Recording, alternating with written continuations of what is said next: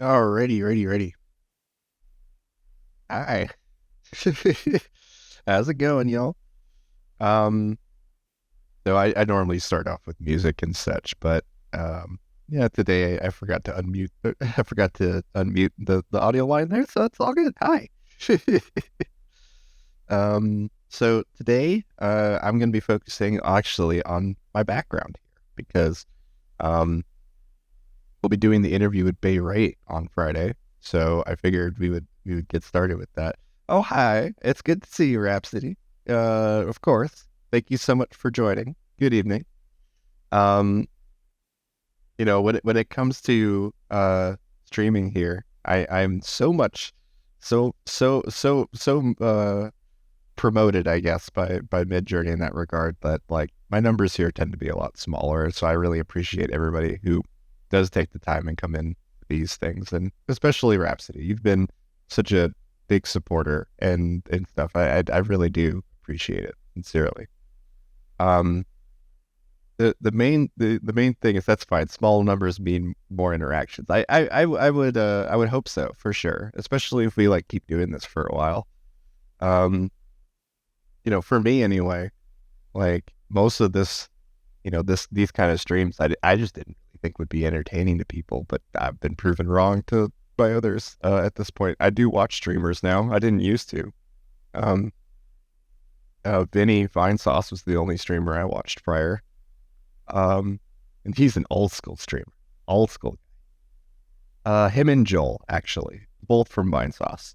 But okay. Well, what I think I'm gonna do is we're I do want to do this a little teeny shout out for you here, Rhapsody, because um I really did appreciate that GIF you sent me.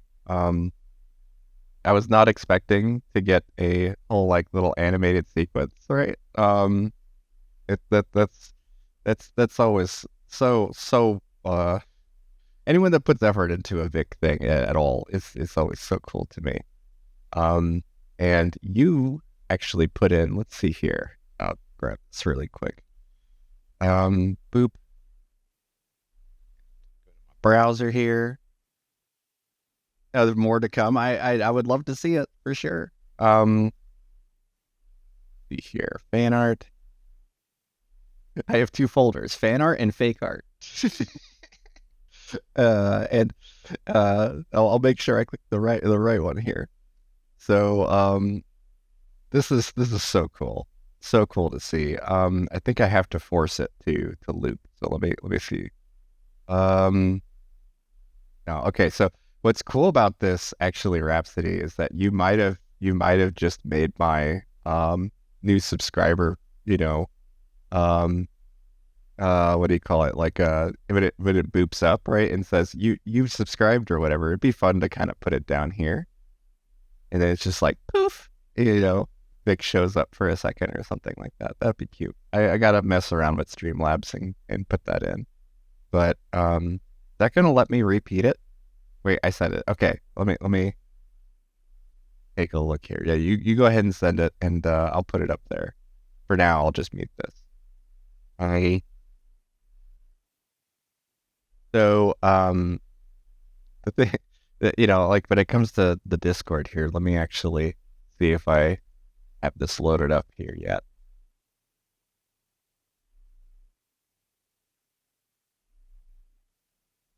Probably did it in the White Lodge. Switch this on over to here and take a better look see here. Yeah. This picture made me laugh though. Just just the idea that it's like all these guys here. Um, hey, blow this up a little bit. I really should settle on a browser setup for this, but um, open up Chrome here real quick. Forgot to do this before I started streaming, was to actually properly set up my Chrome window here. This one, yes.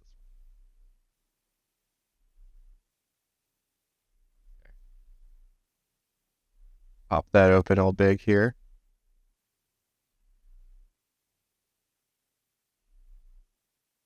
Yeah, it's this image right here makes me laugh though. Like this, there's like three guys that all look the same, right? That are all the same kind of glasses and awkward smile and stuff like that. But I laugh at this lady at the bottom here, right?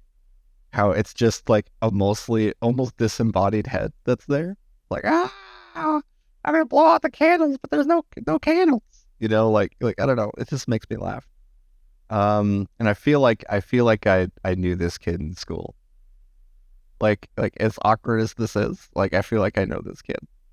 Okay. Let's look at some of the things that I have lined up here. You guys having fun with birthday party stuff. Um, where did I put and I loved the Talos posing, like using the what is it, the action fighter poses is really cool. It's a really cool idea to use the line art for that.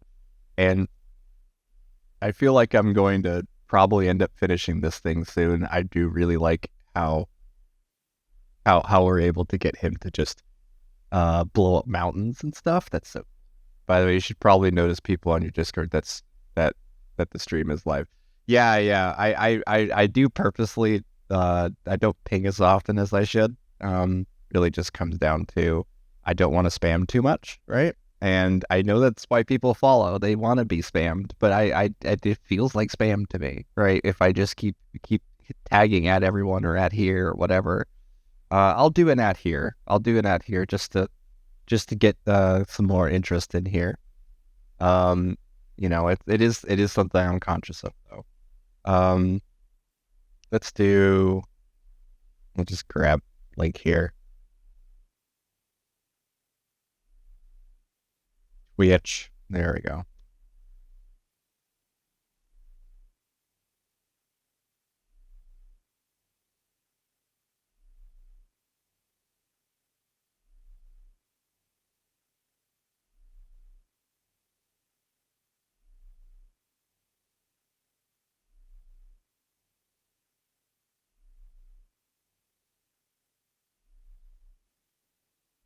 Hey, Small Axe. It's good to see you. Good to see you, buddy. Thank you so much for joining. It is something that I really appreciate when we get some new people in here. So thank you so much. If you're curious about anything about what we're doing, I am the character continuity guy with Midjourney. I mostly do comics, so if you're into like cartoons and all sorts of stuff like that, that's what we'll be getting into. But it's a lot of experimentation and stuff. So I hope that's what you're interested in, 'cause we're gonna get into.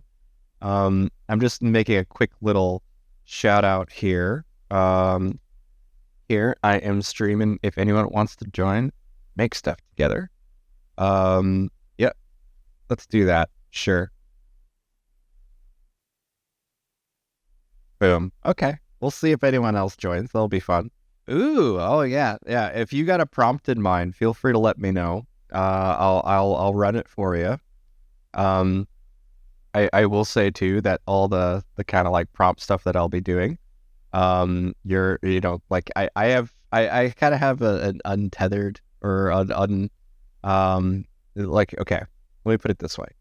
Uh, I am a teacher at Midjourney, which means that I definitely run things a bit faster than other folks are able to do, or at least are able to do in mass. So take advantage of that. Let's make stuff together. You can give me ideas and I'll run them. Um, but for the most part, let's start off with this fan art here real quick. I got to download this real fast.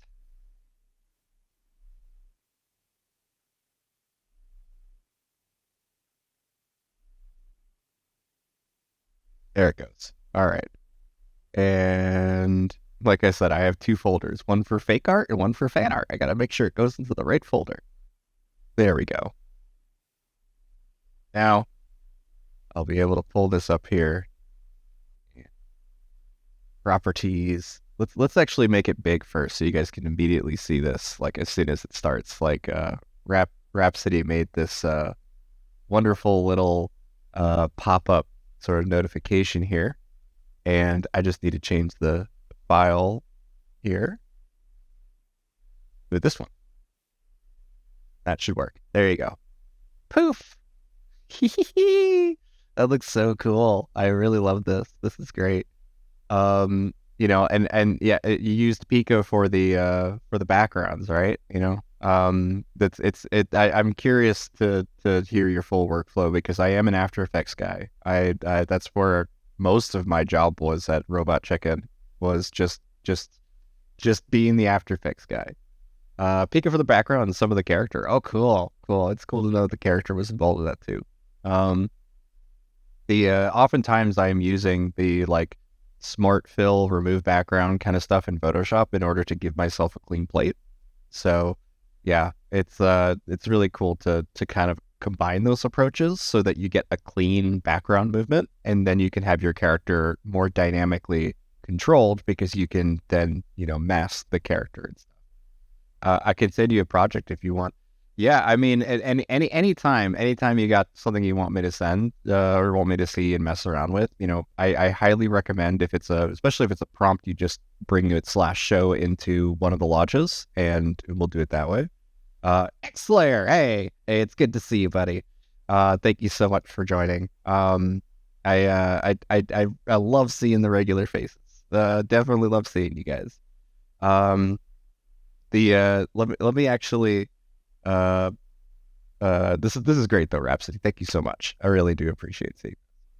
I'll figure out how to do that properly, where there's a little notification that pops up and stuff.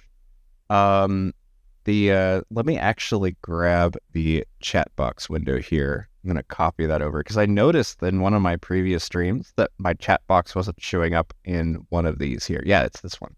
Let me fix that real quick. It's way too hidden. That's what the issue is. Delete that, and you're gonna hear all sorts of noises from me. Paste in reference. There we go. All right. Okay, that should fix it. It should fix it anyway. So at this point though, but let's see. Well, my Midjourney is edited, so I can't really do anything other than request. No, that's what this is for, man.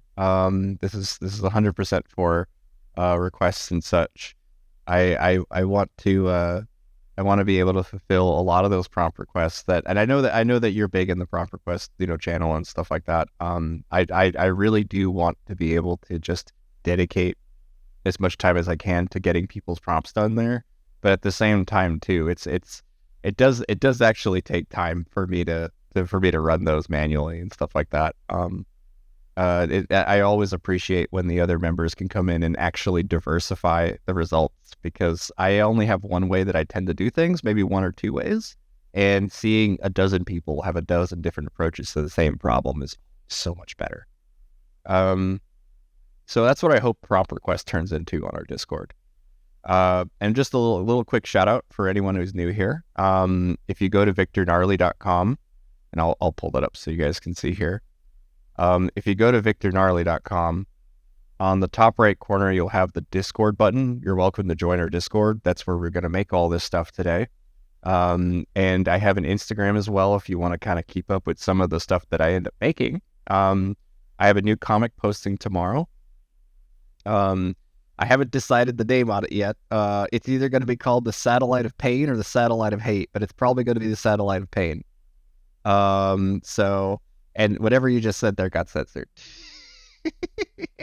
So I don't know, but that Discord button right up there, just click this, join it, and that way you can make stuff with us, especially if you have a Midjourney.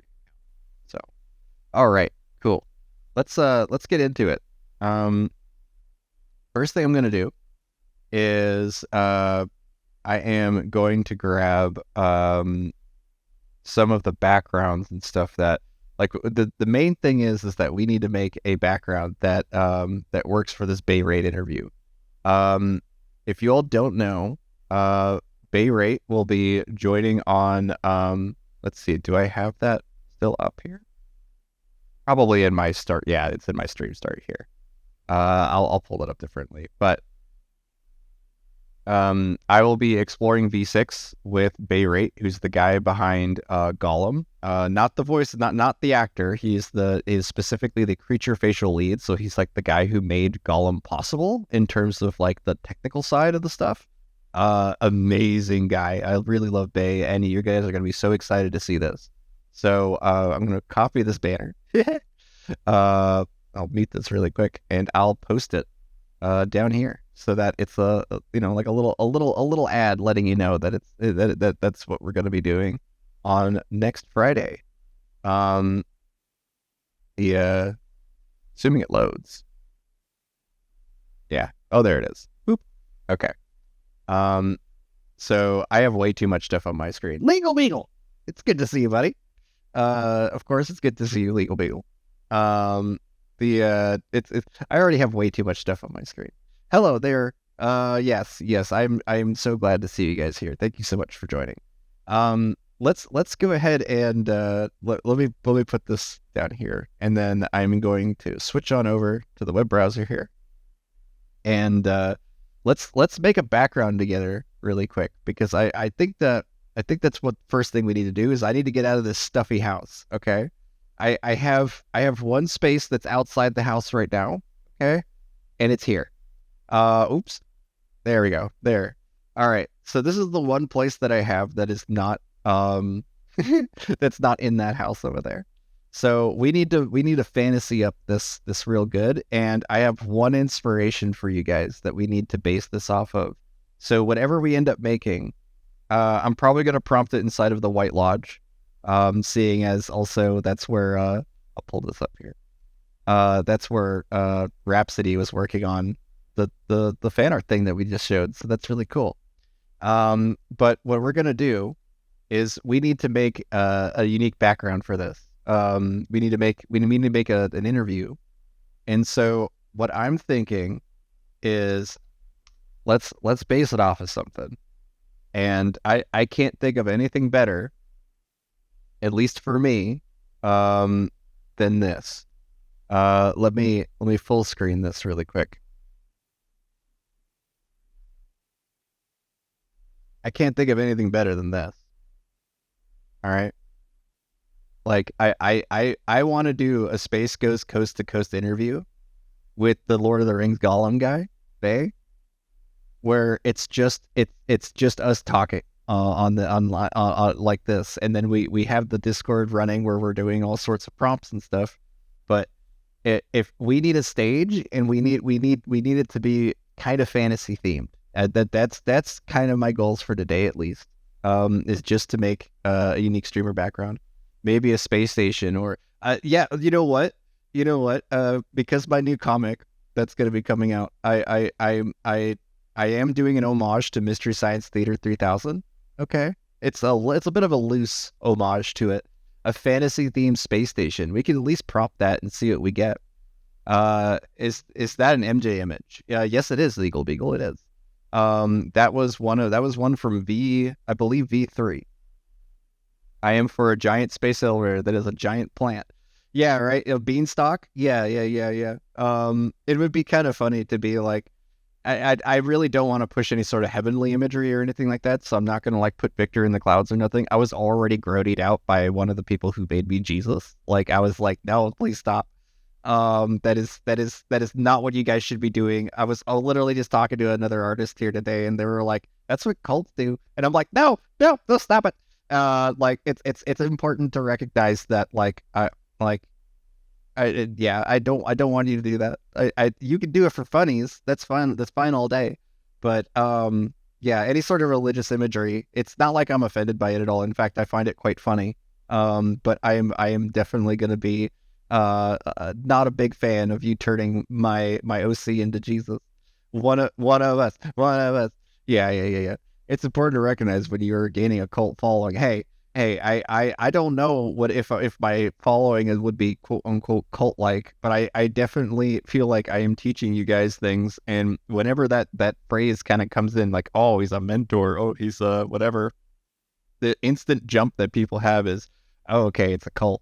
Like I find that hilarious. But let's see here. Okay, So let's see what we get just for Space Ghost, kind of right off the bat, right? Because I'm curious what we get for like a scene or environment. Um, so one of my favorite prompts that actually works for this quite well is the is to literally ask for a streamer backdrop, right? So like I did this for a buddy of mine who what is it, wanted like a succubus inspired background, right? So I was just like, all right, I'm getting a little frustrated trying to make this kind of like foggy bar like vibe that you're going for. So I'm just gonna say streamer backdrop, and then I wrote a description for it or whatever. But I'm gonna say streamer backdrop fantasy space station just to do what just to kind of fulfill what X Slayer was saying here. And we'll just do that and see what we get. I should have probably run that at 16:9 instead of 3:2, but with a 4x upscale, I really don't care much about aspect ratio much anymore. It's really more about whether or not I'm generating something that I can find useful. Like if I'm generating a person, it's more likely I'm running AR23 because it'll try to constrain the image to where the feature set is taller, which means that you more often get a full body or a person in there. The Once you recognize that Midjourney has two layers to it, where there's a feature set and a background, and they just kind of they get kind of welded together in a way, you could take advantage of that. All right, so we got a first time comment here. Hello, I just want to say thank you for what you share and teach on MJ Discord live events. Catch 2 of them now, and I might be a regular because it's really cool and helpful. So thank you, and I wish you a nice stream. Oh my God, thank you so much, Lulu. Like that is so sweet of you to say. I really don't know when it comes to like the reaction people get from these things because we're doing new things and sometimes it's more or less entertaining. It really just depends on the subject, I guess. But we'll run X Layers prompt here as well. Streamer backdrop, stone brick backdrop, fantasy space station. And while that one's running, we'll check out this next one. I will be able to copy and paste directly from the chat here, so feel free to just write whatever you want, and I'll put it in here. So if when we just say streamer backdrop fantasy space station, with V6 anyway, let's take a look at it here.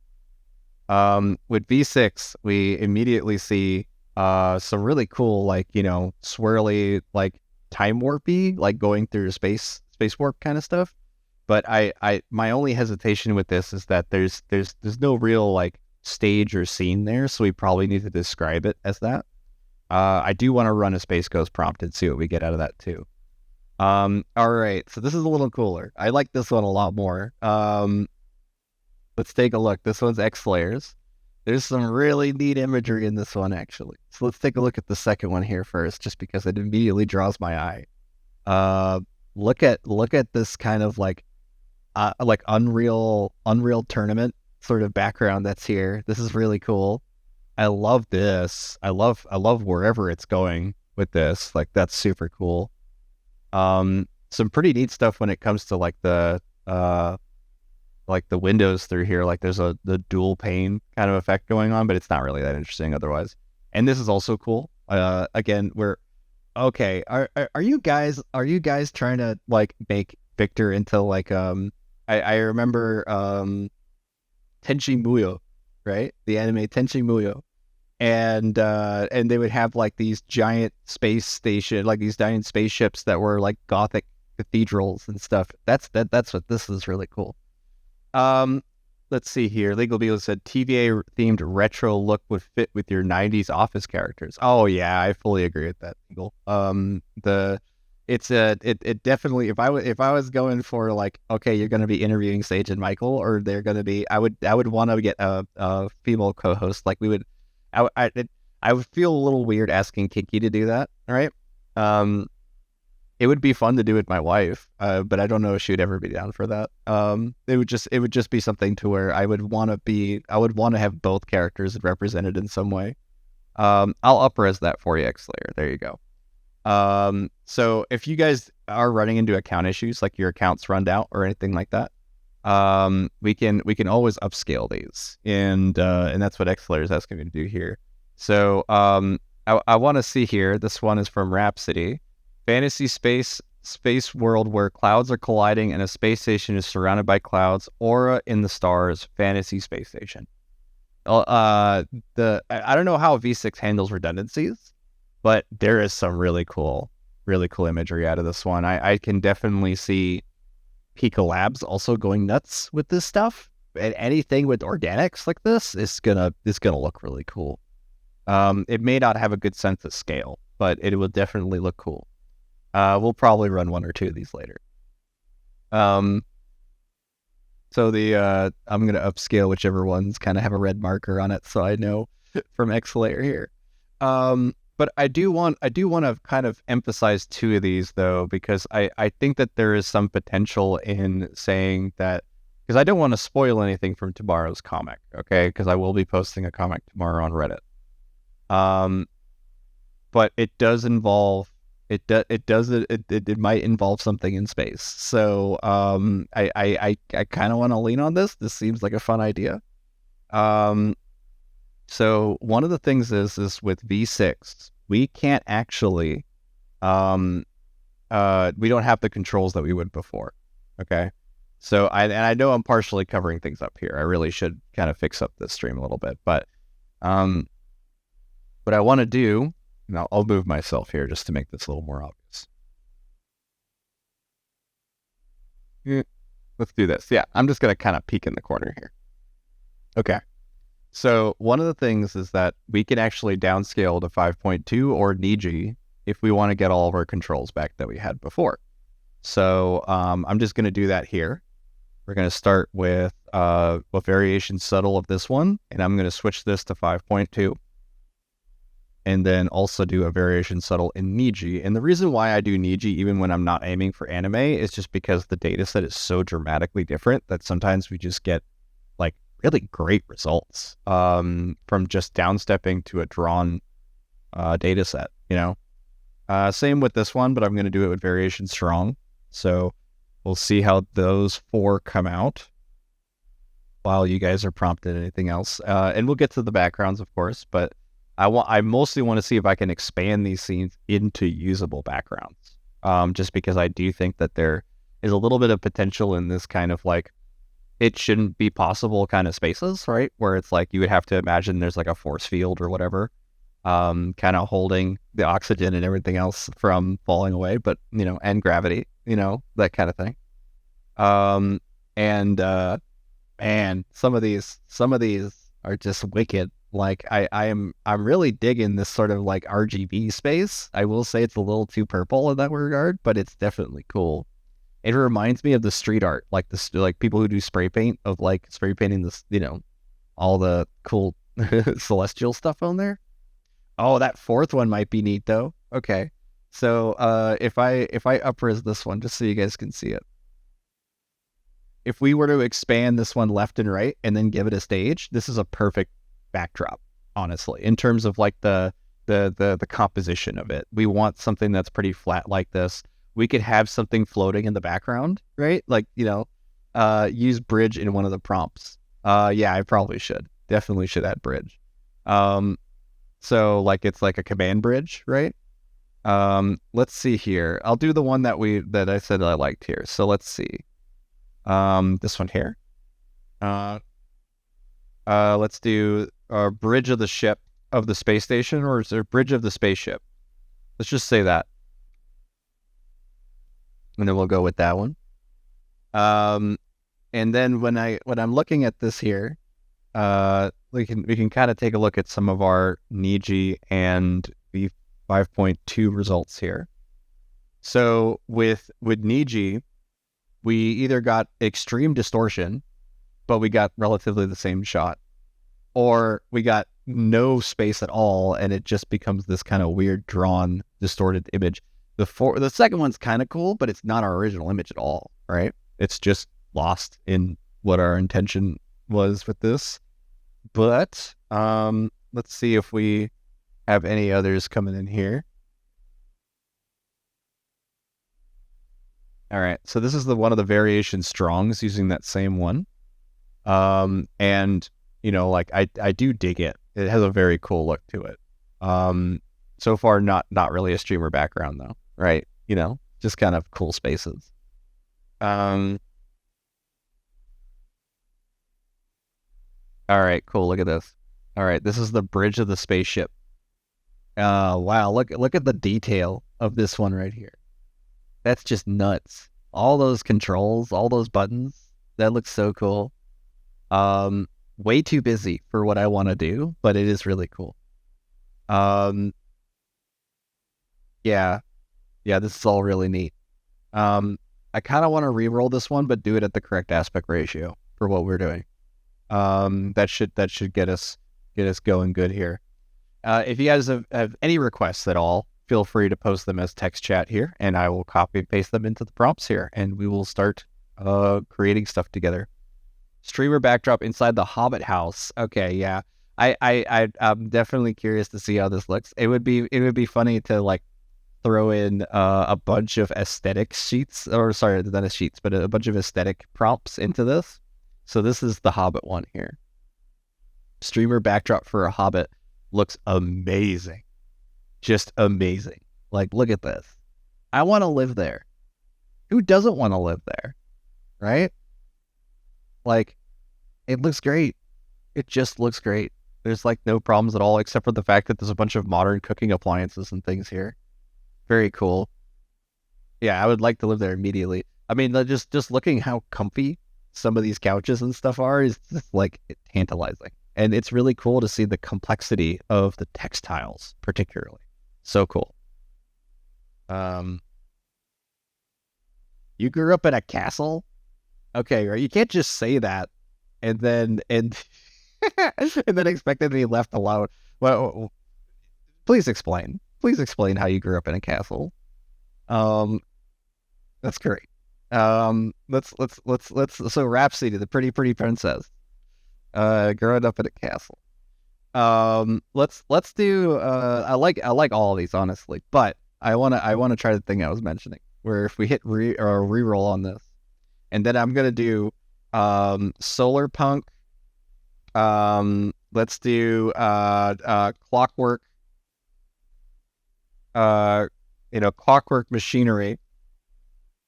And then I don't know, just like, yeah, you know what? I'm gonna go with solar punk clockwork machinery as an add-on to this, and we'll see what we get for that. I still love the idea of the space though, so like I'm gonna do, um, let's see, AR, yeah, 16.9. Actually, no, I'm gonna do 20. I'm gonna do 21.9 just to give us a little extra on the sides, because then we might be able to take advantage of that later. Bash these up. Yeah, you want to have like a news anchor and a bridge, like sci-fi bridge combined. Oh yeah, yeah. Let me smash those together for you. So one of the things that people don't really understand is the difference between word-only prompts and image blends, right? You can combine them, which is what most people end up doing on accident, really. But still waiting on your request and prompt request. I'll take a look at it here in a minute, man. Sorry. But the main thing is that whoa, I'll take a look at this in a sec. But the main thing is that all these images that are here, when you blend them together, right? They're kind of like arbitrarily medians of all the images, right? So I mean, it's even like stock footage emblems and things like that get in the way tend to disappear because they're just not featured in any of the other images, right? But if I wanted to like control anything that's inside of these images, as soon as I add any words to it, suddenly it's not an image blend anymore. It's now a multi-prompt. And that's just not really fully understood yet in terms of what people are doing when they throw links inside their prompts, particularly what happens when you write in between them. You're actually creating tons of multi-prompts when you do that. So let me, yeah, that should be good. Let's just smash all these together and see what we get. Try to give you links, but it's not working. It's all good. It's all good. I'm more than used to doing it manually now. Well, from Rhapsody, I lived for over 8 years of my youth in a castle in Germany. We have plenty, still uncommon. Yeah, yeah. No, and I recognize that that's like, if you said that you lived in the castle in the United States, like you're probably living in some plastic, mini McMansion kind of thing, right? But I know you're in Europe, so I'm like, it's probably a legit castle. uh, let's see for the solar punk clockwork machinery, but all the rest is like Hobbit back or like information. I do really like it. It's suddenly Star Wars. Like it suddenly feels like a Star Wars scene, right? Like something from a more modern Star Wars film. Especially these like fourth ones where it kind of looks like like a crashed Falcon just on the ground, and you're living in it now, right? That's kind of a neat idea, like an abandoned Millennium Falcon. It's been, hundreds of years after the events of Star Wars, and now you live in what is the equivalent of like a bus that someone retrofitted, but it's the Millennium Falcon. Um, no, mine was 1,200 years old. Yeah, I bet it's definitely a proper one, not a plastic mansion like you have out here in the States. Um, okay, all right. So when we merged all those together and turned them into an image blend, right? You can see that we did definitely get kind of our expectation here. It's like, there's a console in the middle and a bunch of screens and things on the side.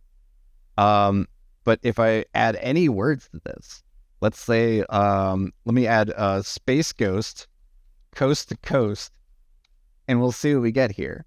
But understand that if I wrote now Space Ghost and then went to the end of all the links here and then wrote Coast to Coast, it doesn't understand that like these are the same phrase or anything like that.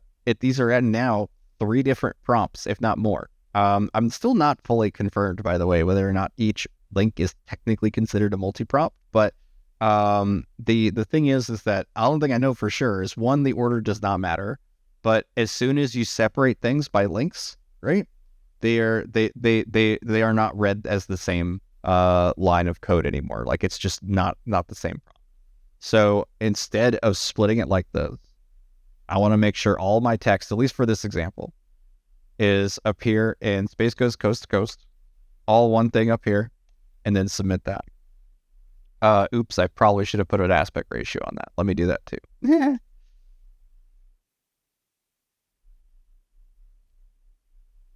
Boom. All right. Let's see here. Um, I'm laughing because Rhapsody was like, well, it still is. Like, yeah. You hope your castle isn't all gone all of a sudden. Your 1,200-year-old castle just disappeared. Um, yeah, I don't want to spoil anything in my comic, but it's definitely you're gonna laugh. You're gonna laugh at some of these things retroactively because of that. But yeah, at this point, I'm mostly looking for here a a certain aesthetic, right? A certain sort of vibe that would be goofy and funny, but also identify as like, you know, like fantasy or just something interesting to for people to look at while I'm streaming. And we're getting much closer by just writing Space Ghost Coast to Coast, by the way. Like, in terms of like the kind of vibe or color palette is so much more interesting as soon as we add words to it. Um, but let's take a look at comfy interview space on a spaceship in the style of Warhammer 40K. Yes. Uh, I love Warhammer 40K. That literally that looks so comfortable, but also knowing the context of it looks very foreboding. Like, like, okay, yeah, these are like very comfy chairs, but Space Marine would never have comfy chairs. They literally live in like mutilated body caskets of suits. So like that would have to be some dignitary who's living a cushy life. Um, yeah, this is brutal space for sure. Yeah, it's weight. It's definitely like the fact that you added comfy in there is definitely what's making it work. But in terms of a comfortable space, but it's so funny. If you remove the last two images with the coast to coast, you may get closer. Okay, I'll try that.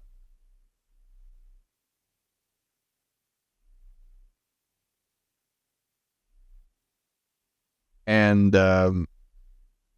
while that's loading up here, there's also the one that I forgot to do the aspect ratios on. You can see this cool spaceship. Look at this. Look at this guy just floating around. That's cool. Yeah, it is neat. Doesn't really help me out though. We'll get there though. But I want to show though is I know let's see here. X layer. Okay. Um as is without the image. Or is it this one that you linked? Oh, okay, that's right. You were asking to let's remix an image before zooming the quoted message out, upscale by 1. Um what is it? It's not that I was confused by this request necessarily. Um the zoom out at the creepier eye above using the upscaled image as a remix. There's something that like when it's not just hey, give me a code of text, it just throws me off because I feel like I'm having to interpret, right? Like I understand what you're saying, but like in the future, if you really want me to like be able to just do this for you quickly, this is perfect, right? Where you like quote a text and just tell me what to do. But like when it comes to like giving like step-by-step instructions and stuff, the reason why that didn't get done, man, was just because I only have a little bit of time between prompts to be able to do stuff like that. So I just got distracted. I apologize. But before I start deliberating this stuff, I'm actually going to have to hop back and handle that one a little later. All right. Sorry. But let's take a look here. And it's all good. It's all good. I appreciate your time. The main thing for me is that let's take it. This is the one with the 2 links removed at the end there.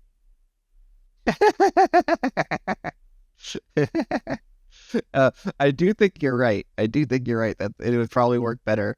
Like if you did something like this, right, where it's just remove the people and they're just kind of standing there like news anchors, it would be funny. I kind of wanna make it a little more like Joe Schmo a little bit. Like I don't know. Like there's some part of me that wants to make this a little more goofy, right? So like if I just prompt space goes coast to coast and say like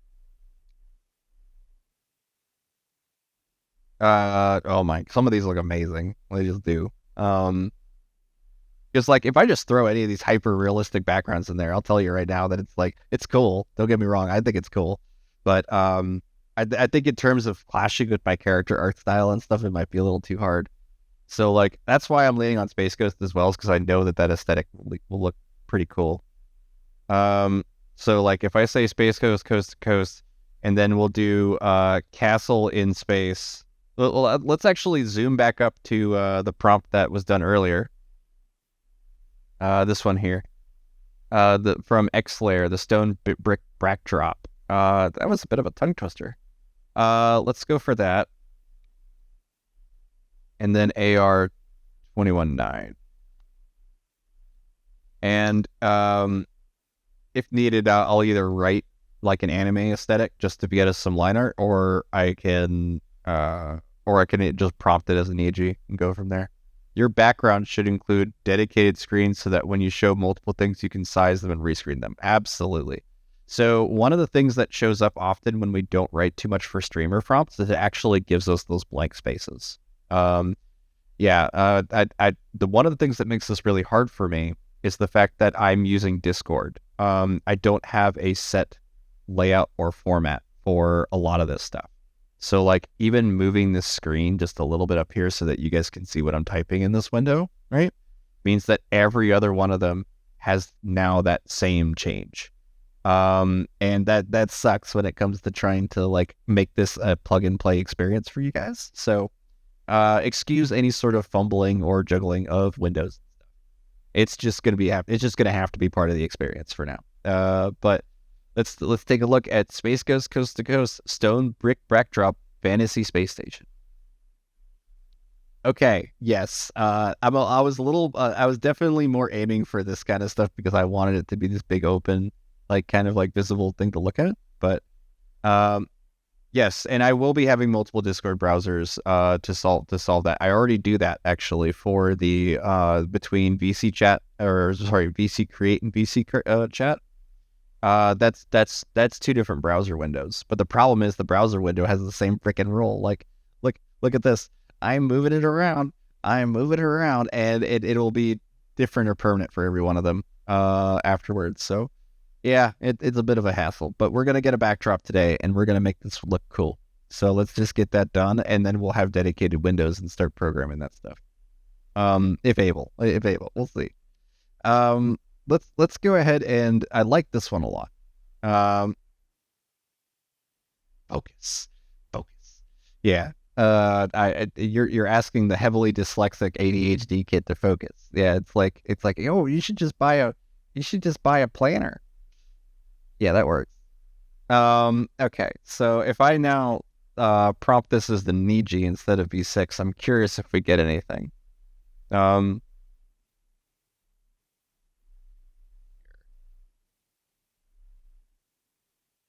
Yeah, I really do love some of these though. It is neat to see. I guess when it comes to a lot of like what do you call it? Yeah, we'll remember to remind you to focus. Thank you so much. And I actually started you off with a song, Hocus Pocus by Focus. So it's all themed appropriately right now. Um, yeah, whenever it comes to music, I would love to just be a DJ for you guys and play some of like a large library of music that I have. But that's just not a thing. Because of stupid copyright stuff. Um,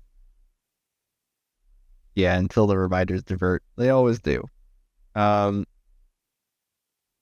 I'm curious what sort of more drawn aesthetic we can get out of this. I do like this though. It's the closest to Space Ghost that we've gotten is the third one here because it's like a floating orb that's in the background. Like I can just hear the theme song.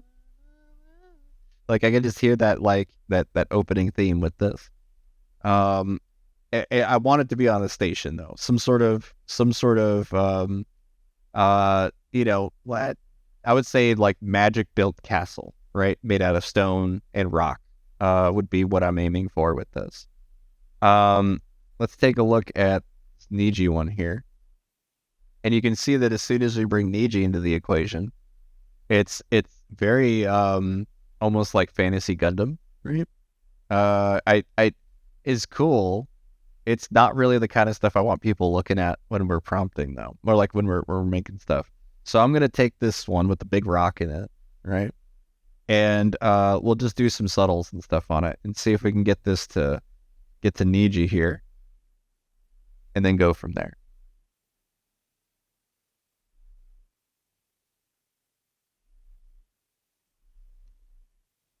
Um, it's kind of funny because I've played copywritten music on here before and it just kind of mutes it on the Twitch stream. I just don't know when I'm gonna get in trouble for it. You know what I mean? Like at what point is it gonna be like, hey, shouldn't be doing that?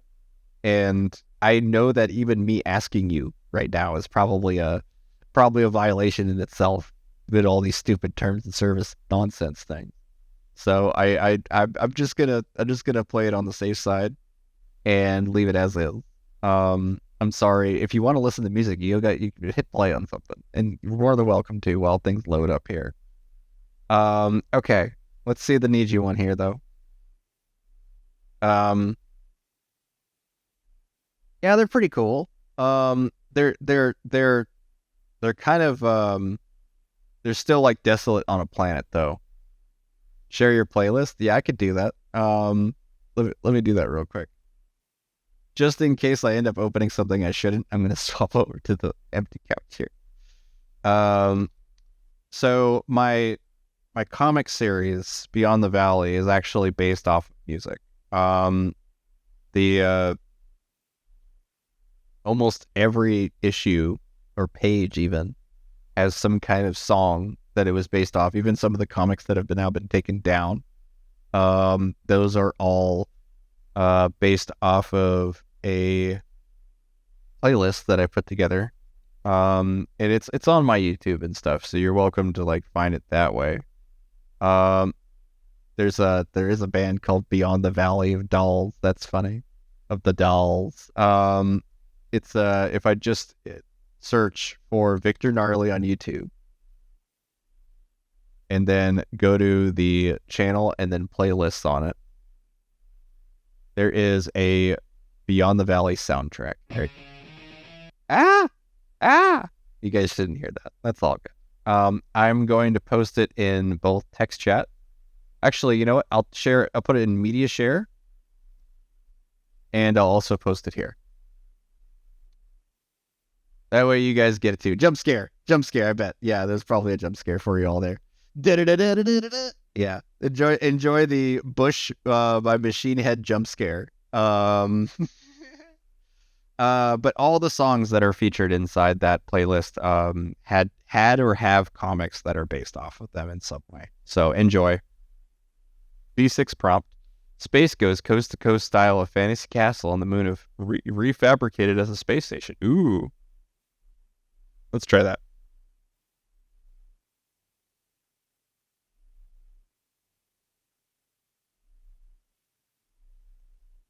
The idea of refabricated, I've never actually used that word before. That'd be interesting. We could also do retro engineered, even though it doesn't really make sense. Like, just because we might get some like cool, like, I don't know, like aesthetic drawings and stuff with that. We'll see. Yeah, this one here.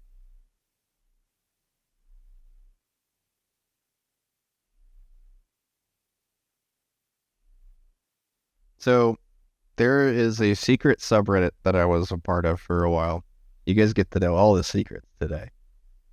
There's a secret subreddit that I was a part of called The Flying Tree. Okay. It was a subreddit that was dedicated to being like kind of like the movers and shakers of Reddit, right? So like you would only get onto that subreddit if you reached a certain threshold and you kept that threshold up or whatever. And the subreddit was oftentimes pruned, so you would only see like 1,000 or so people, but every week it would almost be a different 1,000 people, right? So if you stayed there long enough, you found some really interesting folks in there. I met a couple really interesting characters. Let's just put it that way. People who've like moved like political spectrums and stuff like that, like political needles and stuff like that, are inside of that group. So, pretty cool to see. But we did get the prompt back from Legal Beagle here, and I do dig it. It definitely feels like a movie. So let's pull this up here. Kind of swipe that to the side. It looks like the Taj Mahal, but in space. That's pretty cool. You know what we need to do? I'm kind of realizing this here. We are getting some like real classic, like full castles. Like they look really cool, like cities in space kind of stuff, right? But what I really want is a tower. I really want like a single thing. I'm going to show you guys what I am spoofing, right? Inside of the comic, at least at one point in the comic. Okay. So, let's see if I can do this without getting myself dinged too much here. In fact, I'll open this up in an empty couch here first, and making sure I mute my desktop audio before I do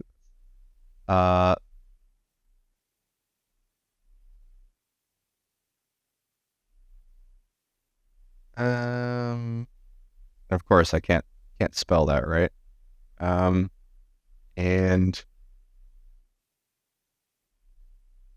I don't do anything without some kind of source image. Yeah. I'll say that when it comes to image prompting, you are heavily limiting the results by doing it, right? Because it's just how these things watershed down. So like, it's a little confusing when I say that. I'm sorry, but like, image prompts are incredibly heavy. So that means that like when you use them, it's very predictable the kind of results you're going to get, because there's just not a lot. It doesn't diversify from those images at first. The thing is that's why injections are so important, because it lets us be able to like bring our characters into these spaces rather than having to work around the weights of the image prompts. Um, yeah, it is certainly true that I am um usually juggling whether or not people are using image prompts correctly, and it's definitely tough. Conceptually, yeah, yeah, I get it, especially when you want to start off with something. Um, and so what I'm gonna show you guys here is let's you know what, I'm not even gonna play a video. I think instead I will do image of it instead. So for those who have not watched Mystery Science Theater 3000, you may not know about this, but let me. Yeah, that's probably the best picture we got here.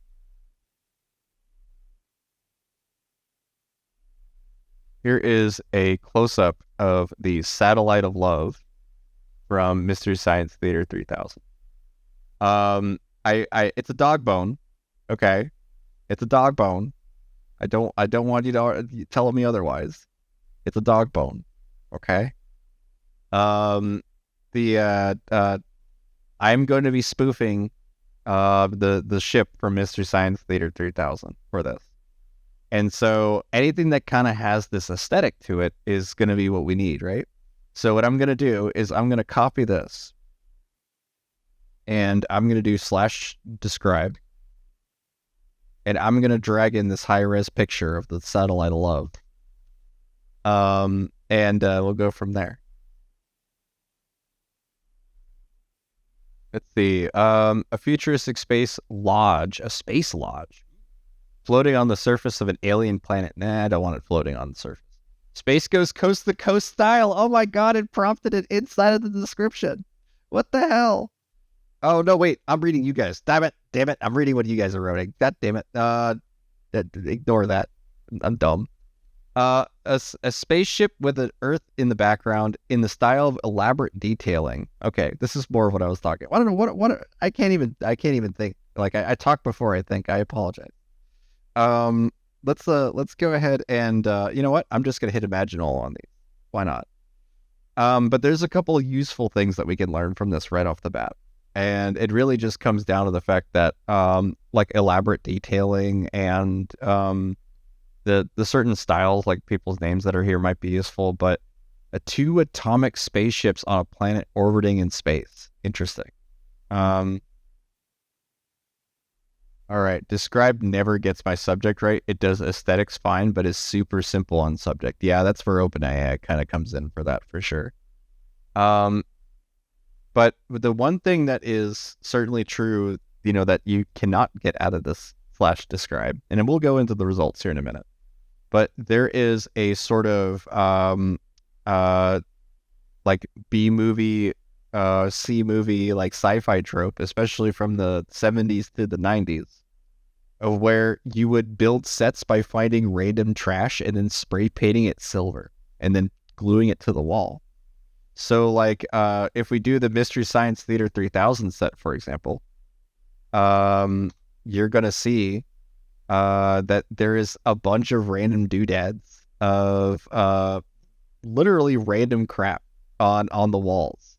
Let's see if I can get a higher res picture here so you can see. It's somewhere in there. There's just a straight up toilet seat. There might even be two of them in the background here. So if you look at this kind of close here, you have two toilet seats on the top. You have various different like basically Goodwill things. Look, there's two saxophones here, like two halves of a saxophone are right here. There's all this sort of like found items, right, that they just glue to the walls. That's kind of what what would be fun to go for as well. I don't know if there's a name for that. I think there is, but I want to see the results that we got off of the spaceship stuff.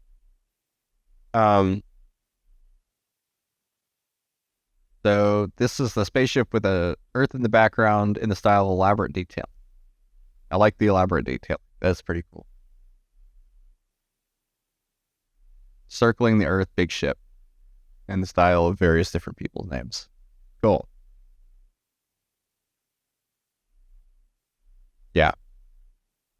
It's always very neat, very neat. Space stuff's easy. You know what I mean? It's just simply easy. You don't really have to worry about a lot when it comes to like the physics of everything. Nothing makes sense. It's fine. Um, okay, let's do this then. Um, I need to get, you know what? I think I'm gonna just literally grab a set from Mystery Science Theater and we will start off with that because yeah, look, there's an empty set right here. This will be perfect. Okay.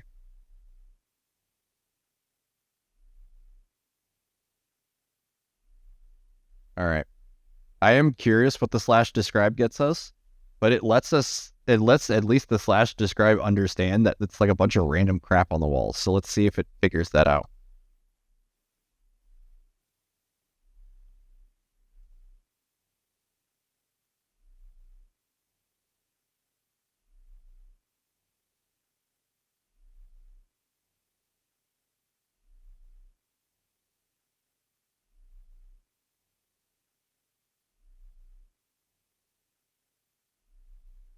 Oh, this is probably a good number two is probably going to be a good combo. It says a room in a building with a light and a purple wall. Not a big deal there. Um, the with vibrant stage backdrops circuitry. That combination should be pretty interesting. You're back. I'm moving in the living room, putting you up in the big cinema screen. Oh, ooh, that's fancy. Um, I definitely want to see what it defines as fancy. You know, like the space backdrop here. We got some very Tron like effects. I'm not surprised about this. Um, which might be a cool look too, but I would much rather go for a little bit more medieval, like kind of Unreal Tournament stuff that we saw earlier. Um, I like anything that has like a like so just kind of some kind of spooky doorway in it, but it doesn't work for what we're doing today. But I do like it. Um, I think it's the one with the this in the style of cartoon mise en scene. Well, interesting. Okay, let's do this. Um, let's say that this is a homebrew B movie animated background and just go off of that. The word homebrew, by the way, it's kind of funny. I'll prompt that really quick for you guys. So like we can do like homebrew N64. All right, Legal Beagle has a prompt here. Let's go ahead and run that one too.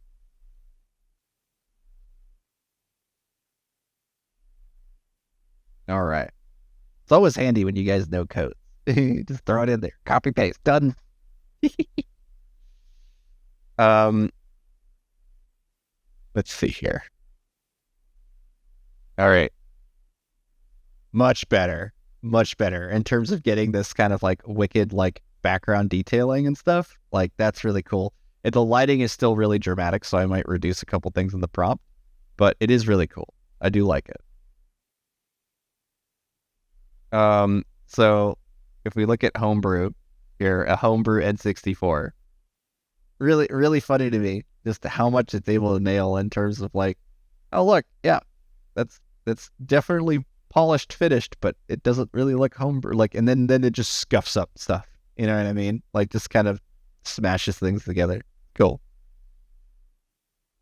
Oh, look at this Mystery Science Theater 3000 set in the style of Space Ghost Coast to Coast using B movie tropes and analog technology. Yes. I love this. Right? You have all the different characters like having their own kind of scenes here, which is pretty cool. It added the mystery science element by making them all robots, so that's cool. Yeah, lots of neat stuff to kind of break down actually inside of these prompts here. Very cool. Um, what I'm gonna do is run this as a multi-prompt. So we got something pretty interesting with this like August circuitry, blah blah blah blah. I'm gonna grab Legal Beagle's prompt here hit reroll, and then I'm going to put colon, colon, colon, colon, and then paste the other prompt that we like. So I'm hoping that some of the busyness gets, dispersed amongst these two prompts, and we'll see what we get here. Alrighty, cool. Let me check what someone posted here from Ghost Ripple. Are the wings essential to how the character expresses themselves? Maybe tuck them away or sight, or unless they need them. Yeah, it is true that this is actually spawning off of a discussion in terms of adding wings to your characters. This one is from Vulcan. And what it comes down to is the fact that, like, at least in my opinion, the wings should be seen as a prop. It shouldn't be really considered part of your character. Just because of exactly what Ghost Ripple is saying there. Sometimes your character may not have wings exposed or visible. If it's inside your character turnaround, they're going to always be visible. And if it can't be visible for any sort of arbitrary reason that it, that kind of gets set up, it'll usually just skip your image prompts entirely and just give you blank results. Just because nothing really has a short path to get to your image. So yeah, wings are tricky. They always are. But this is looking good though. Look at this. Okay. All right. That's okay. Yes. I love the idea of these screens, right? These big screens and stuff in order to show our feeds and stuff. We need them to be bigger though. Need a color prompt. Yeah. Let me do this. Let me do this. Refresh this. And then I'm going to find the prompt that says, let's see, streamer backdrop. And I'm just going to put streamer backdrop,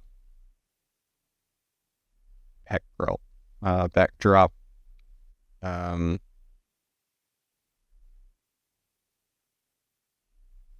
Okay, yes, that's what I'm going to write. It's multi-window streamer backdrop. And then that'll be a third multi-prompt. And then I can weight them individually. We'll kind of get an idea of the results that way. Okay. While that's rendering, I do want to do a quick shout out to you guys. Thank you so much to Rhapsody for following. Thank you so much to Dromedare for following as well. And to Small X, of course. Thank you guys, the three of you, for following on the stream. That makes it really worth it for me to do these kind of things. If you are watching right now, please type in text chat so that we can, we can make things together. You're also welcome to join my Discord. It's at my website, victorgnarly.com. And yeah, it's just cool. It's just cool to have you guys all here. Yeah. The bottom right one's like space prison. Yeah, pretty cool, but we are losing a little bit of what my intentions here. Don't let me be the only one talking. Yeah. Legal is what is it? You should be used to it. You're a lawyer. Oh, thank you so much, Dromedare. Thank you so much for being on there. Let's put a weight of 5. Frick it, screw it. We'll put a weight of 5 on the backdrop one and see if we get a little bit closer. I want to quickly jump over to the empty couch here really quick because I want to look for another prompt that I did. I think I did it in the wrong chat here, so let me take a look at that.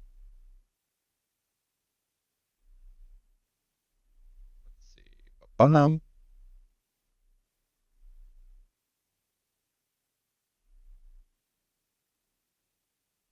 a moment as I find these here. I don't know why I ran these at a different channel, but I did at some point.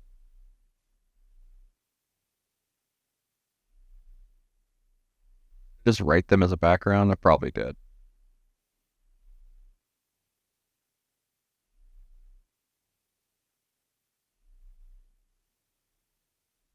Okay, yeah, here. Pull this one up here, and I'm going to do /show inside of this.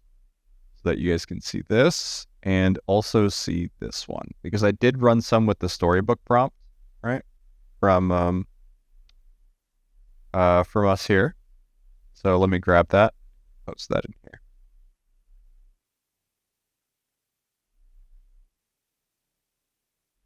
Okay, we got one. This was probably my favorite backdrop I made with with just trying to do fancy, like what do you call it, like fantasy prompts. So let me open this up now here. Inside of /show here, inside of the White Lodge, I will be posting the first one here, and then I have another one, and I think the first one is probably better suited for trying to get what we want, where we have dedicated window spaces, right? But in terms of like the second one, it's closer to like kind of the stuff we're doing now, right? So the second one here, it's really cool. It's like this kind of like, desk space that has a couple of foliages and overgrowth there. And I cleaned up a little bit of things, but I still need to get rid of this kind of like glowing candlelight thing here, ghost candles. But with this first one here, fantasy storybook evil layer interview streamer backdrop, it doesn't look evil at all, right?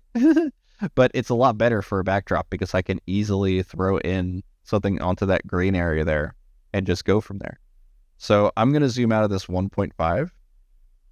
But you could see the prompt that I used was the style code for our storybook, no people, and then streamer background. So I'm just going to rerun this prompt, but include some of the cool space stuff that you guys have been doing. We did get the multi-window one, by the way. Look, there's a literal stage now. That's neat. Because of backdrop. I really like some of these like wild like effect spaces that we got. And maybe we can convert that to Niji to bring it back to a drawn aesthetic. But let's see here. Streamer backdrop from Legal Beagle. Yay! It looks like an art gallery show on some of these. Pretty cool though. I really do like these. They have a neat aesthetic.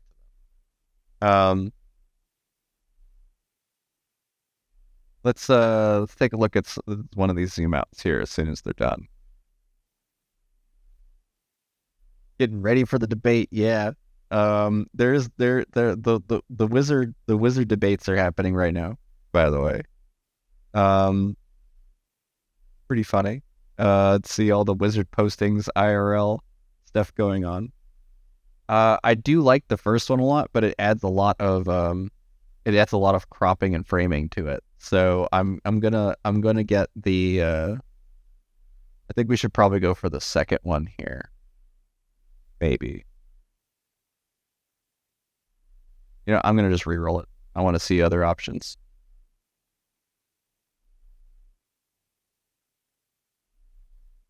The debate is funny though. It's kind of a funny idea to be like, in Space Ghost they had a slow, creaky monitor that would go down and be like dee dee dee dee dee dee.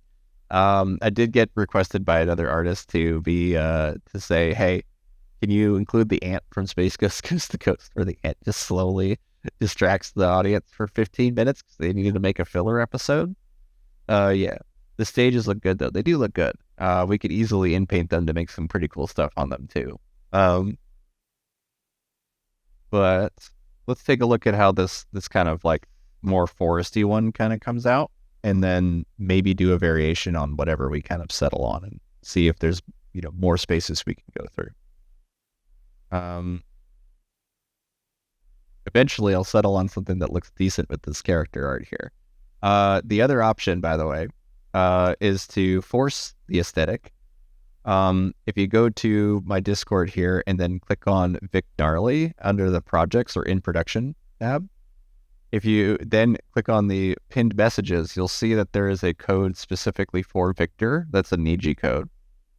And then we can actually just apply that to the output that we get. So let's see if any of these immediately draw my eye a bit more. Yeah, I'm gonna say this fourth one here. I don't like that there's now this big tree in the way though. I'm gonna get rid of this one. Um, yeah, I think I'm gonna go with the.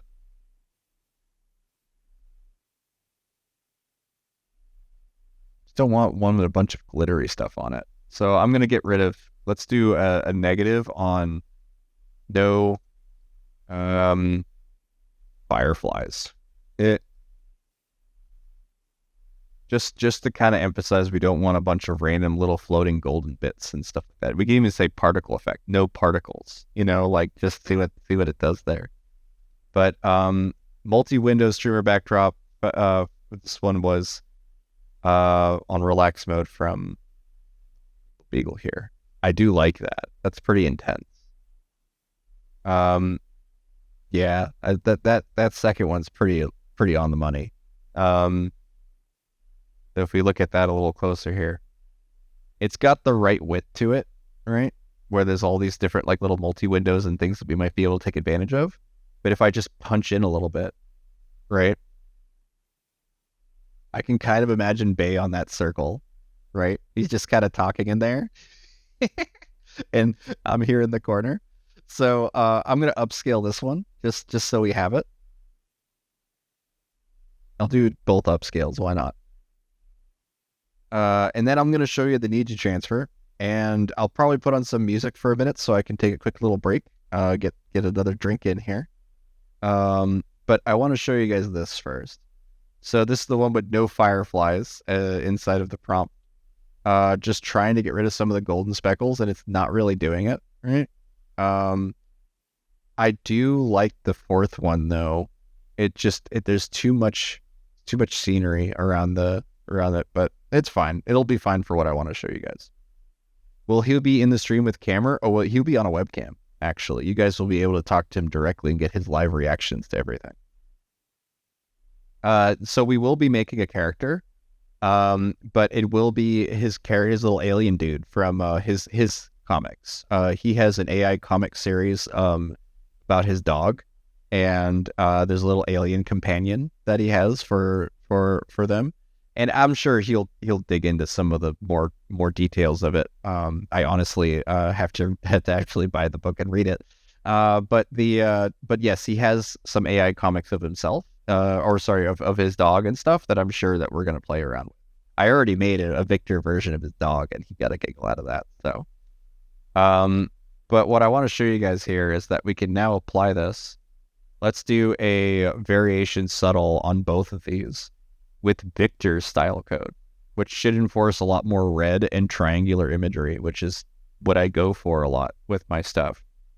And when it came to the creative upscales and subtle upscales, this one was subtle, and it did what we expected to do. It just fills in the space with what we had before. But then with the variation creative,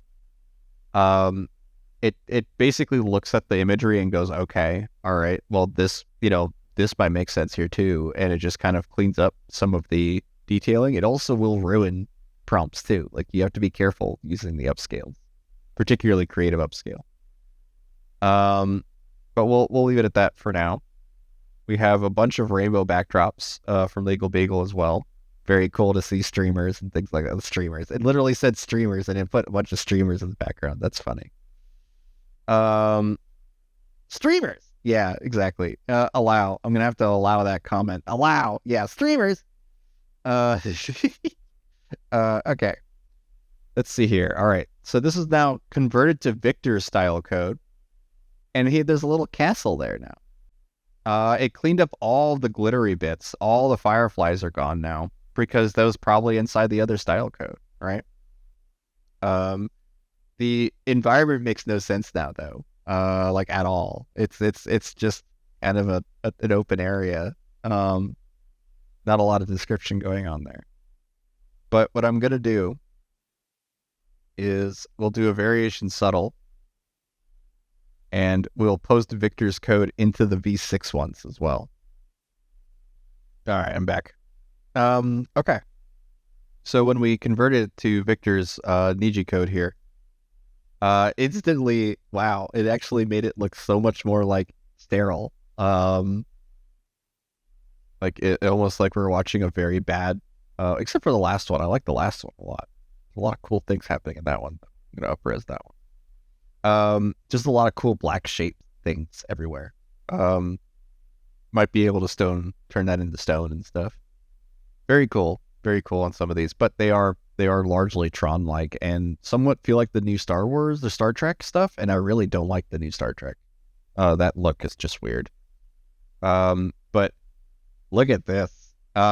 Yes, yes. I love this sort of like Lynchian space. The like look at the Argyle room. It's just it's like, do you like Argyle? You're gonna have to really like Argyle to be in this room. Um, there's some really cool stuff in here actually. It's kind of reminding me of like I brought up Holy Mountain to Rhapsody yesterday, and I was like, this kind of reminds me of a little bit of like the uh especially this top left one for some reason reminds me of some of the Wilder set scenes. Harley Quinn, yeah. Um, okay, let's take a look at this one really quick here. This is the one that I upresed. I'm actually going to upscale. It's because it's a four, because it's a V4. Sorry, it's a Midjourney. Wow, I cannot talk. It is a Niji Midjourney prompt. This one we'll be able to expand and change stuff out more easily. And we get some pretty cool sort of vibes here. So let me do a region and paint of this one really quick. If you guys have any suggestions or prompts that you want to see, like if you want to see me generate stuff for you, just write it in the text chat and it will show up on our feed. So I'm just going to select the black areas of the prompt here and run it as is, not changing anything at all. And on that one that we were like, oh, I can kind of imagine putting his face in there. We can kind of like simulate that really quick just to kind of get an idea of what this will look like. Because again, this looks like the set of Avatar. You know what I mean? Like it's a little too modern, a little too complicated for me. But the we can go ahead and just save this sucker. Put it on my desktop.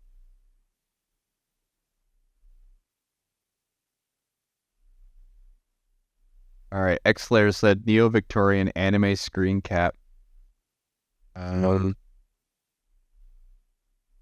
Official artwork. Okay, let's try that one out. This is also going to be a bit of a change of pace for us, which is totally fine.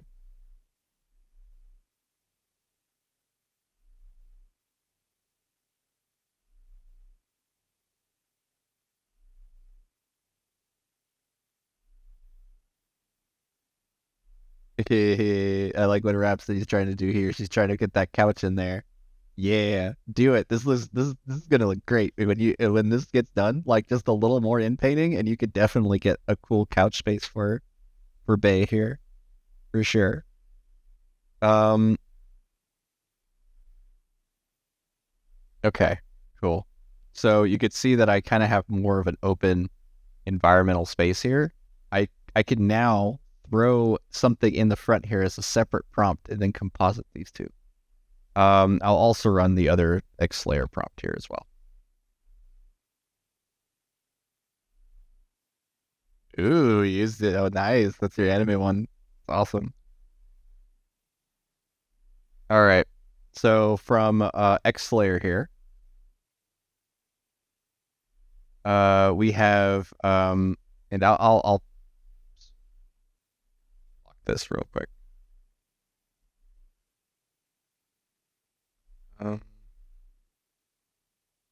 I bet it's doing wonders. The any sort of refined tuning. I got to mess around with some of your tunes, Rhapsody.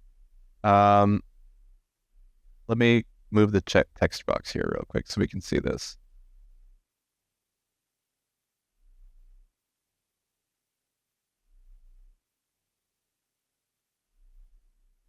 Why can't I find you? Come on.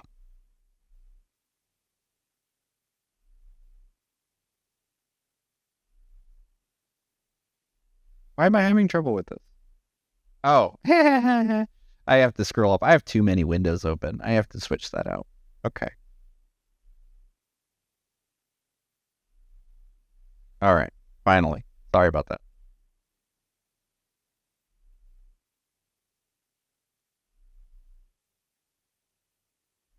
Put you guys here for now. All right. Sweet. So, the thing is that this this style code, like this prompt right here, is from Xlayer, and it is simply neo-Victorian anime screen cap official artwork.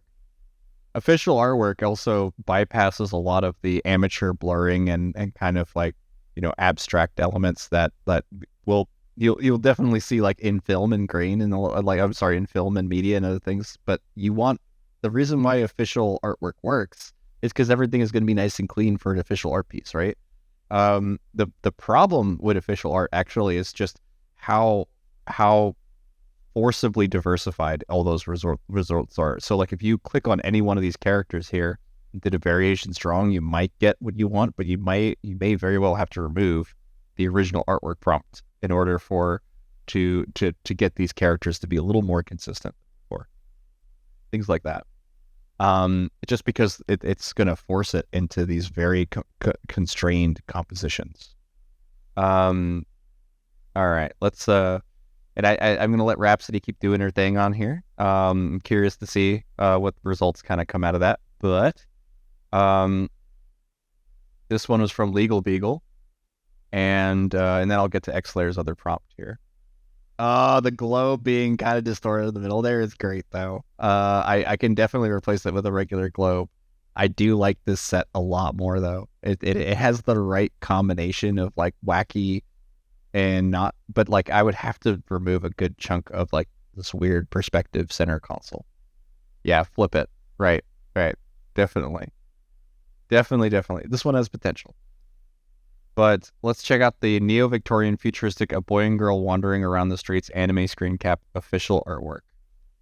Um, and yeah, I mean it's amazingly complicated with some of these prompts, and I think that just looks so cool. These advanced like sci-fi alien cities just getting instantly pooped out for us is really cool. Um, love it. I especially love this top right one. It has the right combination of old European life, slapped with sci-fi slapped on top of it. So this is very cool, actually. I do like that. So just to be in the spirit of what Xlayer is doing here, we'll do Neo Victorian on the next one. Let's see what we get. I wonder how you can do another camera angle on one, like the one, like the camera facing towards them. Let's give it a try. On the first one here. Okay. So Xlayer was asking about this image here. How do we make get multiple angles of, say, like this prompt here? I can't really guarantee the results, obviously, but what I can do is we'll start off with a variation strong, and I'm just going to remove official artwork, and then see if that helps it enough. Anime screen cap is very similar to official artwork, where it may overly constrain the composition and force us into places that we didn't really intend to go to. But variation strong, just like variation subtle does, it looks at the previous image and tries to apply a new context to it, whatever's inside of the prompt there. We are working with V6, so it's even more of a gamble about what's what. We'll see what we get out of it. But I will say this really quick. Thank you guys so much for coming and joining. We're now at 10 viewers. This is definitely one of my bigger streams in terms of Twitch. I know that doesn't sound big, but it's really big for me. Thank you guys so much for joining. Anything you write inside of text chat will become prompted, most likely. So just a heads up on that if you want to see some unique imagery. And if you want to download it, join the Discord. It's on victorgnarly.com. So, but you can see here that when I simply removed the Thank you, Rhapsody. When I simply removed the official artwork from the prompt here, you can see the Variation Strong did a really good job preserving a lot of these details but still changed the composition.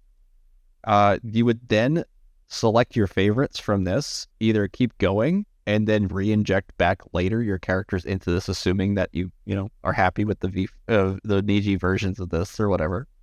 Um, I just really appreciate like just kind of exploring these spaces with you guys. Um, let's see here. Yeah, exactly 10 other people, and then one guy disappears right when it happens. Thank you. All good. I will say that there is an achievement for people typing like at the same time, right? So if you guys really want to help me out right now, I'll just say gobbledygook or some nonsense inside the text chat, and it may work. It may get me that achievement. Let's see. Uh, I'm going to now take a look at this other kind of set stage here.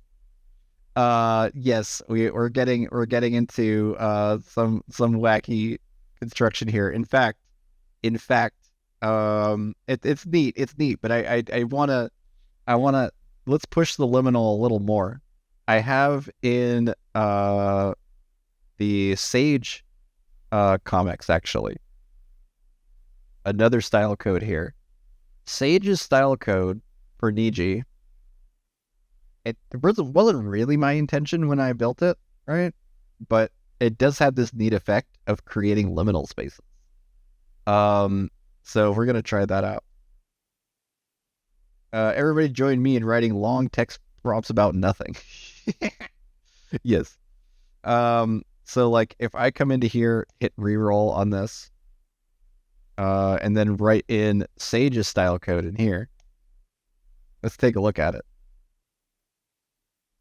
I mean, really filling in text box is not that difficult if you think about it. Yeah, it's not. It's not hard to just keep writing. Um, all for the achievement. Yeah, right. Yeah. Okay. All right. This is the one with the liminal style code. We actually are getting much closer to what would probably work for a Space Ghost set, honestly. Well, with the Sage ones, because the line art is there. Like it's a lot more. I think the line art actually works a little better with Sages. Yeah, yeah, I like that. Um, let's do this then. I'm going to slap everyone's prompts together. Okay, we're gonna do this. Does Niji let you merge styles like B5.2? Yes, it does. So like what I can do is I'm actually gonna scroll up here and I'm gonna write Neo-Victorian. Um, grab some of the storybook stuff too.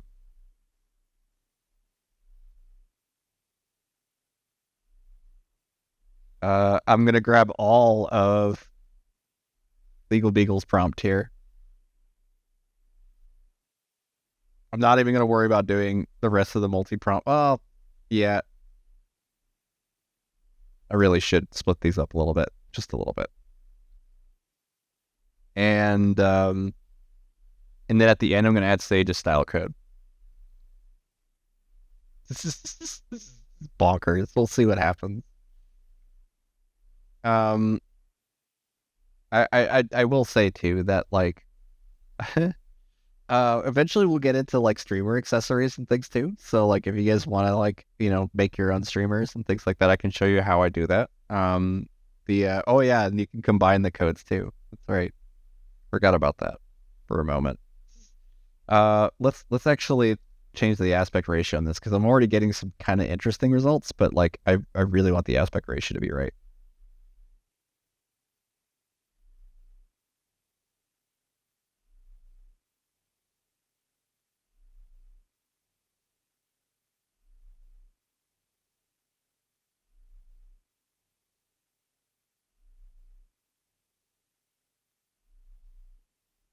You can see here that we got like a little like fantasy storybook world. This will be crazy, hopefully. Yes.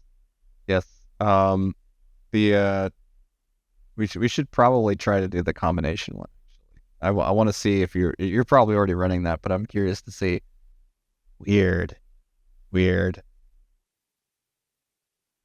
Yeah, I want to emphasize a lot more on spooky sci-fi stuff with this one. So let's refresh that. Neo-Victorian fantasy layer interview. Yeah, it's a lot of it.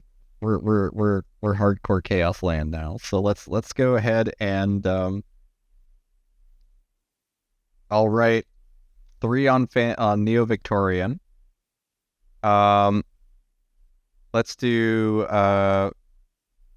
2 on this one, and then homebrew B movie. Ba ba ba ba ba ba ba ba ba. I'll leave as is. Space Ghost Coast to Coast style fantasy castle. Um, yeah, let's now, and then we'll emphasize that one by 4. We'll see what we get off of that. And then I'm also going to grab Victor's style code here.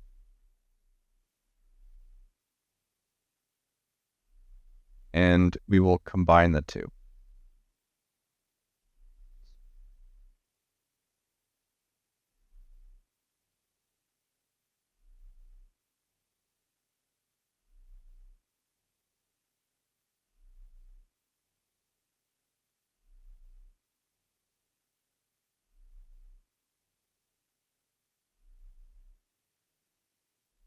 Don't want to break MJ. I doubt it. By the way, I should have already broken MJ because I've definitely used more than 7 image prompts inside of my V6 prompts.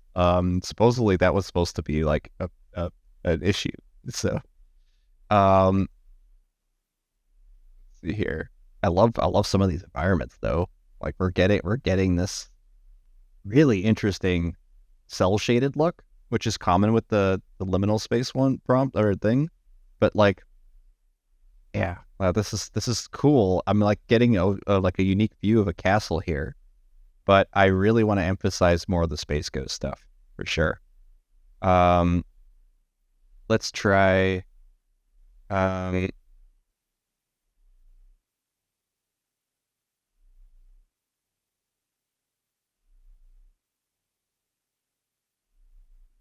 put a 5 on homebrew B movie animated background. All right. Um, otherwise, when it comes to some of the more like drawn aesthetic set stuff, I'm definitely leaning on that just because of the look, but I hesitate to deviate too far from fantasy because you can see here that this is Rhapsodies that she's working on. I can 100% see easily cleaning up this couch and just putting a screen just like it is on Bay Rate's thing. But in order for it to fulfill as a fantasy, I do think we need maybe more like either a genie in a bottle or like a mirror or something like that. Like just something, not a genie, but it's Aladdin, but like, just something where, something that makes maybe a little more sense than a television screen. So if we have some ideas on that, I do think mirror probably makes the most sense.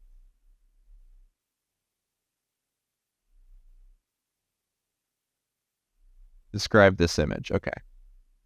I can do that for you. Oh god, it's a very white light though on my screen. Oh god, I feel like how my character looks right now. Just blown out in white. I'm blown out in white. All right.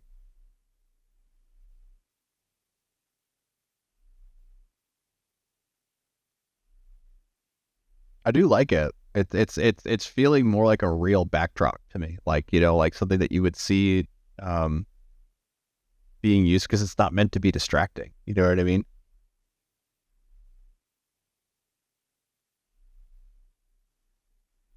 Let's see here. Ooh, yeah, Rhapsody's getting closer. Very cool. Um,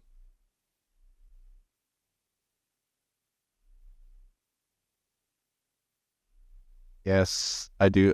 And we're definitely getting close to the sort of Star Warsy look again, right? Which is fine, but I think that when it comes to trying to get this interview done, I have a little bit of trouble with like this makes a little more sense because there's this like foreground element that I can put Victor behind, right? But it's still a little messy. I definitely need to figure out a good a good anchor. Oh, you know what it is? Oh, I know what it is. I need to do an anchor's desk.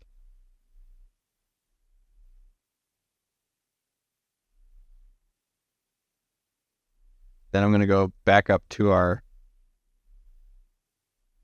sci-fi, more sci-fi prompts here.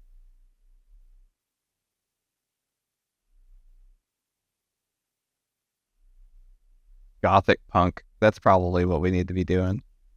Anchor desk. A gothic punk anchor desk. Interview room. Windows of space in the background.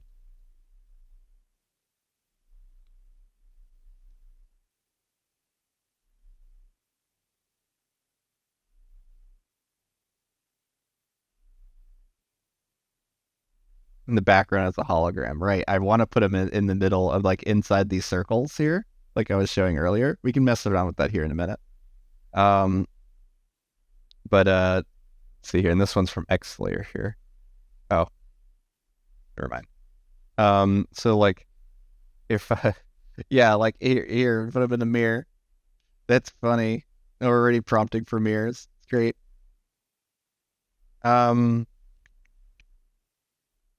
Yeah, like here's the kind of dome room here. We can actually very easily fix this up. You might already be doing that, but let me just show this for everyone here, what that looks like. I'll go ahead and paste Xlayer's prompt as well. So what I want to show though is that by not changing anything in the prompt, I'm basically just using that as an eraser tool, right? Just to kind of clean up some of the busyness. Doesn't always work, but for a quick kind of hack job, it usually does the trick. Then I'll select the rest of the blackened areas here that are trying to simulate a widescreen movie, and we'll get rid of that. See how that does. Then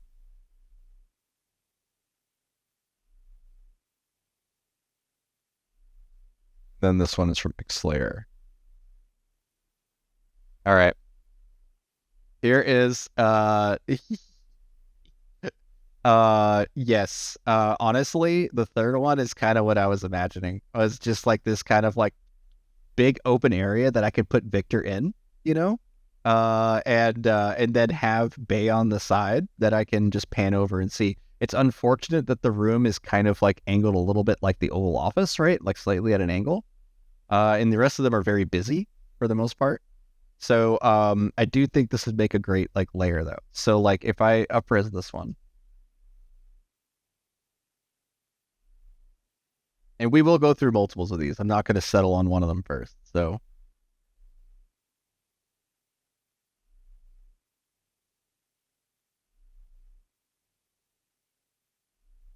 then I'll run a Niji version of this because Xlayer asked for here.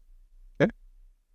And for Xlayer here, this was futuristic anime city in style, deco-inspired geometric forms, elegant composition, simple hand-drawn animation, so on and so forth. It's awesome. I mean, very cool to see these insanely complicated backgrounds with great reflections just instantly generated. So cool. There's also a whole buttload of people like walking down these like bridge areas here. I would, yeah, sci-fi cities are very similar to the Niji version of this, where you can notice that the main thing the Niji version introduces is like a more like a sense of like human perspective, right?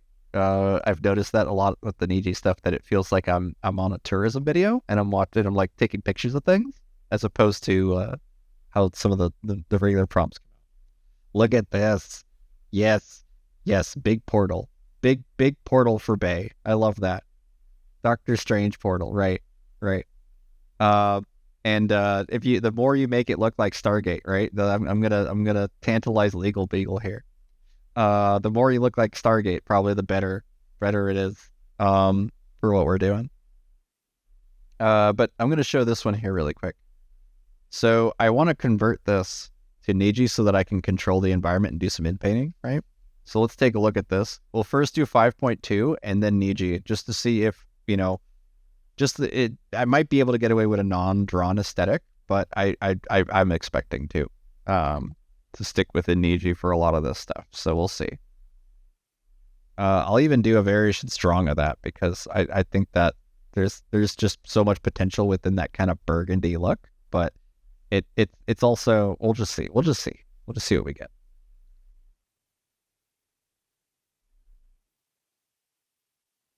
Let me unpack my DHD real quick. Yeah, I need to send Mal.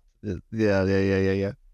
Um, I'll let you guys nerd out with all your Stargate references. I wish my friend Archer was here. He would be commenting on this real hard. So the Niji version of this kind of space, let's take a look at it. Oh, it's actually pretty cool. Might still be able to use it. And then the 5.2. Oh wait, no, that's V6. Sorry. Pull up the 5.2 first. Yeah, 5.2 might work. There's definitely some stuff that reminds me of Space Ghost. I like the third one a lot. I would have not expected less, but I'm still impressed. You're friends with Captain Archer from the first Enterprise? No. This is he would have appreciated that joke, but no, he's a network engineer. Let me upres this third one here because I do like that. Let's check out the Niji version of it. Yeah, it's largely kind of got fused. The third one's kind of making sense, but not very good. The variation strong of it within Niji though. It's neat, but it's not useful for what we want because of the compositions. They're just not really what we're going for.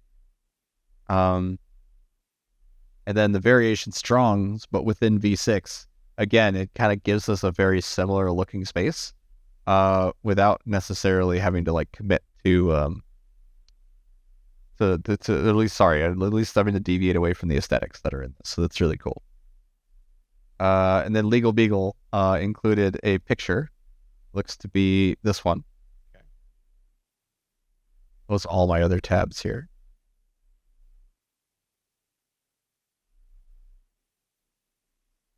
Very cool.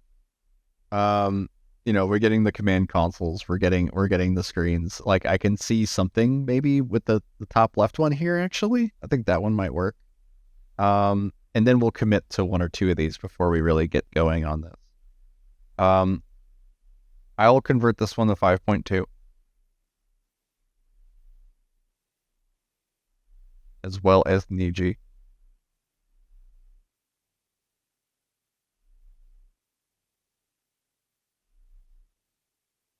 Okay. So at this point, with this prompt here, I'm actually going to try to pan to the right, or sorry, to the left, and see if we can kind of create a space for Bay to be sitting in.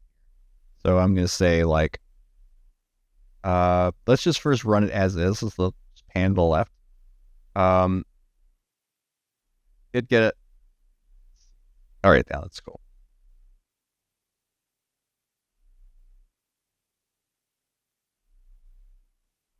I'll run yours here in a minute, X-Layer.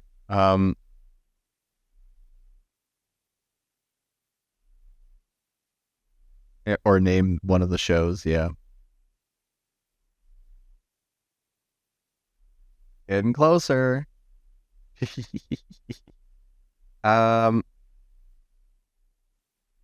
Okay. All right. This kind of works for me right off the bat. Look at this.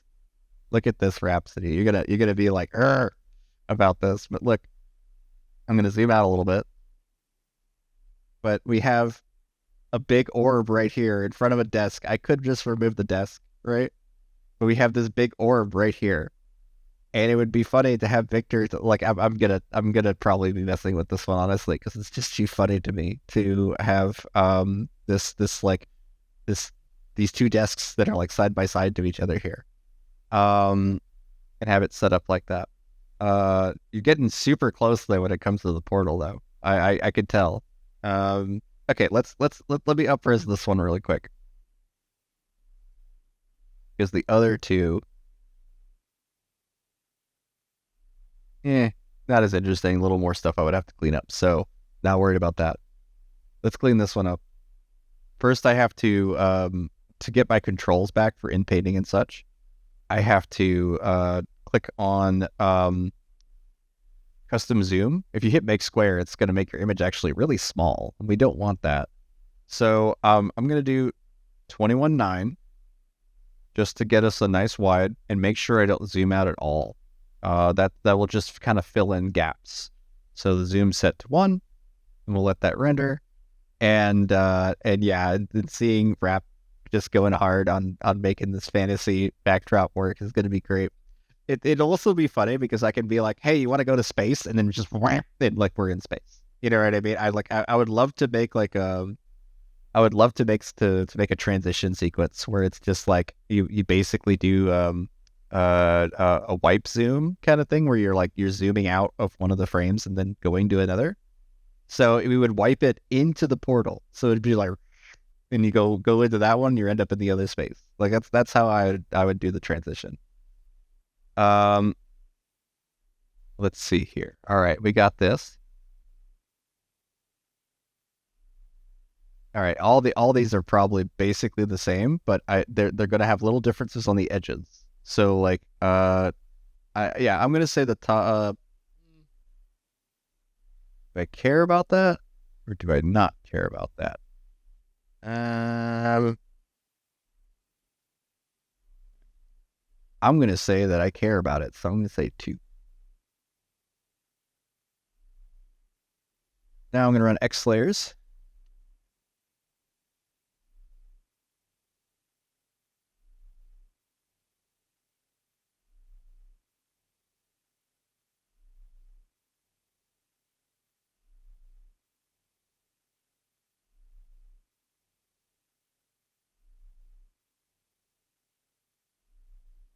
All right.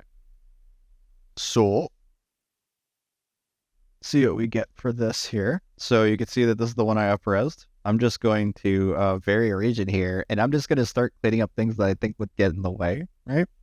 So I'll first start with just the globe here because I want to eventually like have just a nice empty sort of dark space there that I can throw Bay into. To be like the satellite of love, though, I do need another orb back there. But I will probably figure that out later. And you try zooming out slightly. I want to see what MJ does with that front panel. Yeah, sure. Anytime there's a front panel, but it's way too close to the border, just understand that it could delete it too, right? It's there's the good chance that it just wipes whatever data is on the bordering edge of these. Visual novel background, 1-point perspective, anime school of deco-inspired geometric forms. Yada yada. This one was really fun. There's a reason why architects are the one creative field that has not complained about AI at all, because they go, oh my god, like I can just instantly visualize all sorts of crazy ideas, for my projects and stuff. But they don't really care about, the integrity of the medium or whatever. They just care about selling a building to a client. So it makes sense why they would be the least angry out of everybody. In fact, the people who should be the loudest and should be the angriest, that have all the right to be as upset as they are, is the voice actors. They're the ones who really deserve it. Oh, wow. Yes. Yes, give me more anime circuit, enemy, spawning of, oh, wow. Yeah, that's going to be fun. We'll explore that. I feel like I'm going to have to... I will also re-roll this just so I have it in my MJ, and I'll see about it later. Okay. So this was the in paint, I guess, or was... Yes. Okay. And that was the zoom out. Okay. So you could look at the zoom out if you like. It put a nice frame around it. Did some other interesting things, some carpet as well.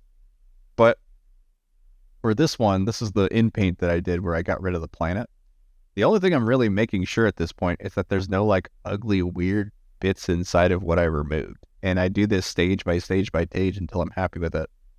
And I think the second one, yes, the second one's our best bet, just because the kind of bleed on it is even in terms of the kind of decorative design. Yes, yes, I love how you're injecting these other portals. This is awesome. So cool to see. Yeah, look at that. It's just badass, honestly. Um, okay. And so let's get this up-res one here.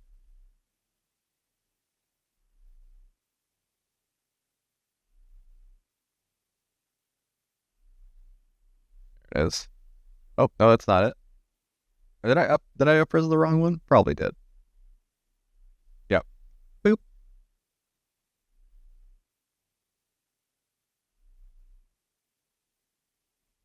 Okay. All right, let's get this one done. And then I'll get to your prompts X layer after that, okay? So at this point, what I'm gonna do is I'm also gonna drag myself a little more into frame here. There we go. Okay. So what I'm gonna do is I'm gonna do a very region, and I think I'm gonna try to get rid of the desk that he's sitting on because whenever you're being interviewed by somebody, it's not like there's a you're not given your own desk. You're usually just given a chair, right? So I want to kind of go for that vibe. We can like whatever the fantasy equivalent of a video call is, like fantasy orbs. I am working on a fantasy series with a friend of mine, and I will say this right now that there are so many shows that I need to watch. Like I need to watch Owl House. I need to watch Amphibia. I need to watch shoot, there's another name on there I'm blanking on now. But yeah, there's a whole bunch of them that I need to get on. So this is your hourly reminder to focus, get done, focus. Yes, and I think I'm focusing. I think I'm focused right now. We'll see. I'm just gonna select everything I think feels a little odd from underneath this area here, and we'll go from there.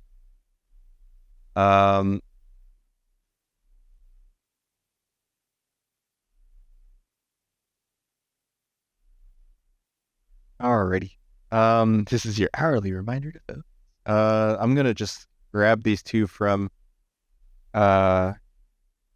X layer here, and I know that you said also V6 version, so I'm gonna get that done for you.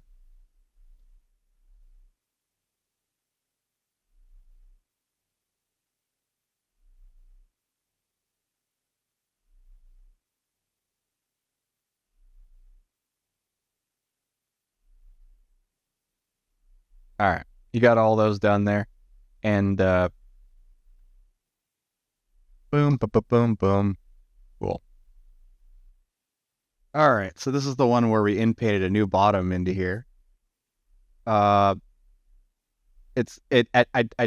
don't really like any of them because it's just kind of odd for each one. We might have to tell it what we want in there, but I'm just gonna re-roll it. I'm just gonna re-roll it and see what we get.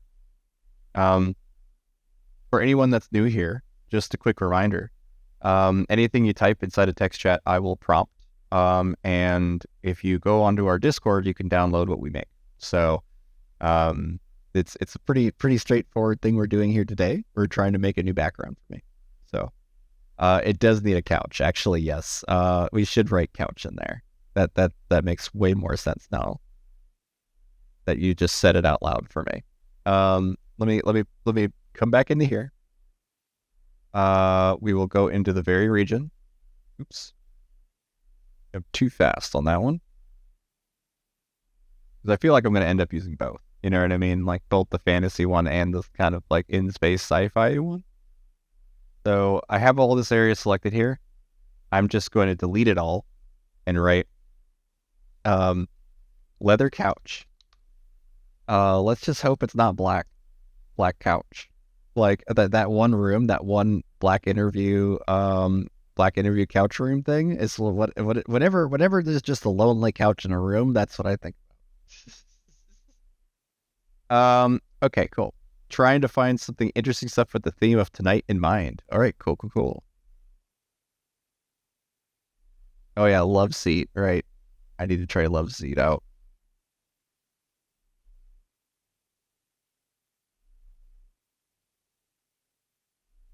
Okay, this is leather couch. It kind of gave the love seat already. Like it's I love this one, the top left. And for some reason, the first choice is maybe I'm just biased based on like the first thing I see, but I do really like that first one. Honestly, like the chair, I mean, like the couch is kind of the right size for a big projection of a person, so you can kind of imagine a big head of a person up there. Be fun.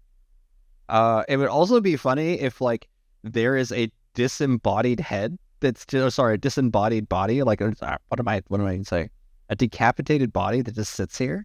That's like a robot body, right? Or just something that like makes it look really funny with the big head up there.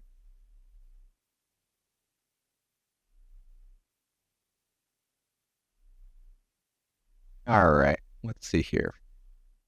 For me, it's mostly the second image that makes it.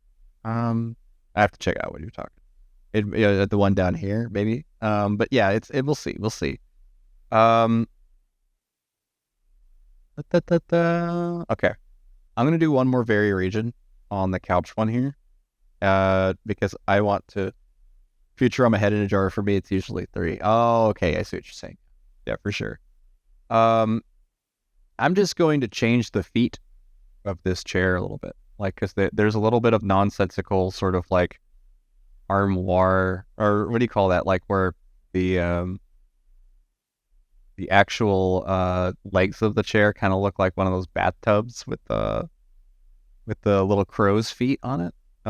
So I'm gonna try to clean that up a little bit here with this. There's a little bit of an odd golden thing here. Clean that up as well. Um, and I'll say even clean up this other gobbledygook on the other side. I think that's good for that one. I try not to do too much for every iteration of inpainting just so that I really get full control. Interrogation table with a big computer screen on both ends, the sides of the table. The table's on a spaceship. The room has big windows in the background showing deep space filled with various galaxies. There's a mass of cables under the table. Dark synth vibes. Very cool. I feel like we're about to hack the planet. You wanna go hack the planet? You wanna go be a hacker and go hack the planet together? Um, hack planet. Let's go ahead and look at this next one here. Okay, this is the one where I just changed out the legs, right, to be something else. I don't like any of these. I'm gonna just re-roll that again. I do kind of like that one, but it just doesn't work. It don't work no good.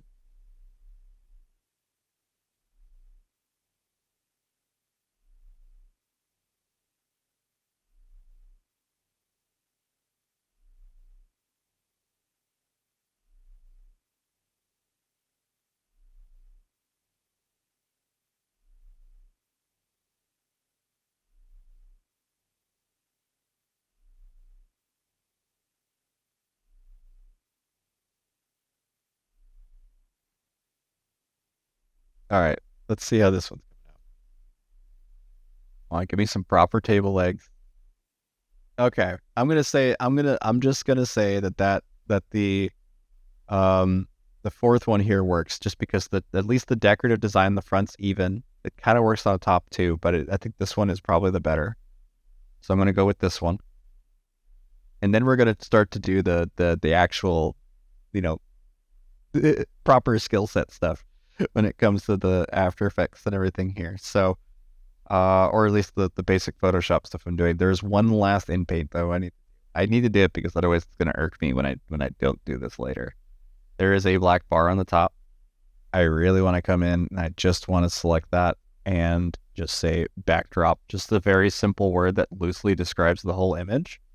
Because, when we're doing like outpainting, especially if you like include image prompts or you're otherwise expecting it to be like to work the same as the prompt you're coming from, you have to repeat the steps of the tutorial. You have to start with the word only prompt and then inject into those results in order to retain your backgrounds and your overall aesthetic that you're going for. So the words that you add, it kind of acts like a variation strong, right? as you shift around. So send my request for upscales. Okay. Um, I'll check that out. Um, so let's take a look at this new backdrop here. We're only looking at the top sections of each prompt. So, yeah, I'm going to say,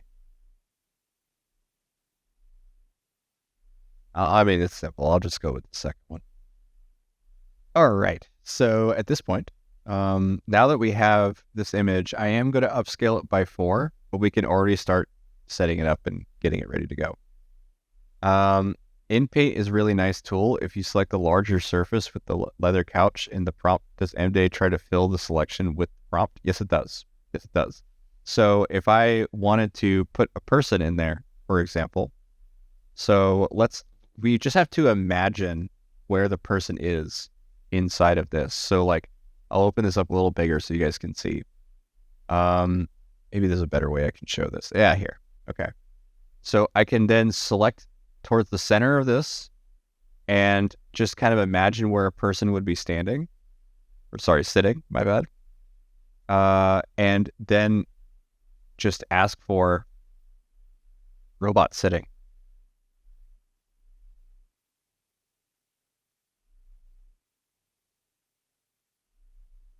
And because I kind of was thinking ahead of time about the headless thing, I might write headless or just head as a negative prompt, and that usually gets you headless horseman kind of people. So, let's see here.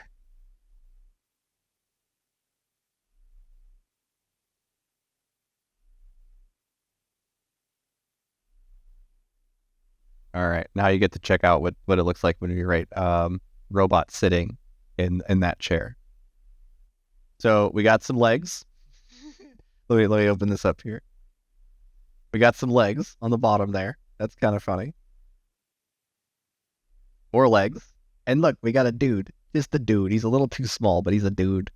Kind of looks like Gordon Freeman a little bit. But it is kind of funny to think about like just cross-legged, just disembodied cross legs for the person. Yeah, right. Just for the person who's sitting. Headless robot on the head in a jar. Yes, right. We need to do all these things. The head, like a whole set where the guy is is a head in a jar is really funny to me. So for like the legs here, for example, if I upres the third one here,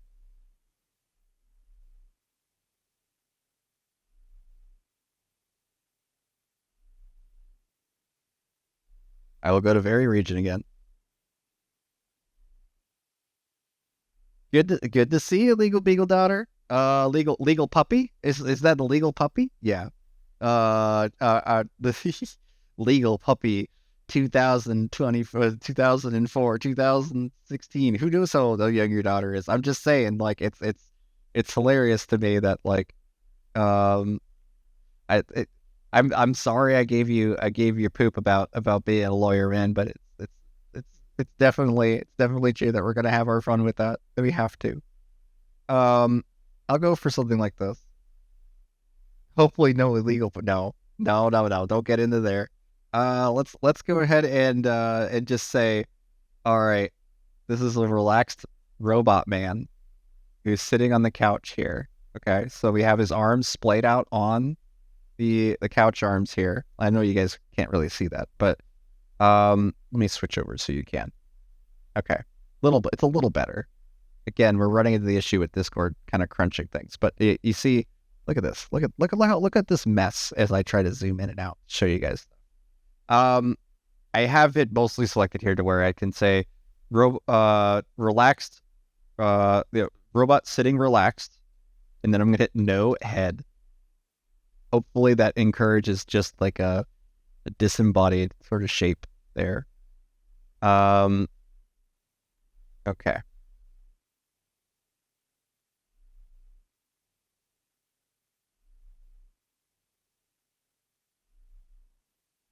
See what we get off of that.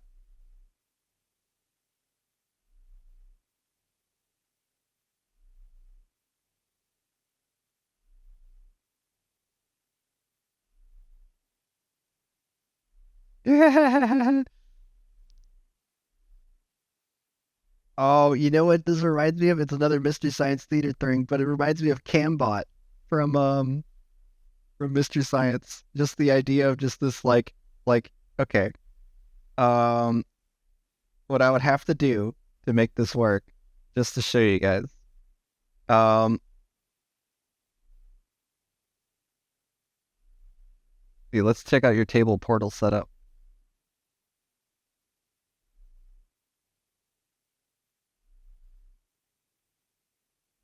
All right, well, let me show you this first real quick. All right. So I'm going to just put um be okay, flat perspective, flat composition, um VHS camcorder. I personally have a fascination with like old video equipment, right? So like it's really funny to me to think about like using that old equipment as like the eyes and ears of the world, right? Because everything would be all blurry and filled with analog noise and everything like that. But that's just the only eyes that the robot can find. Oh, thank you, thank you.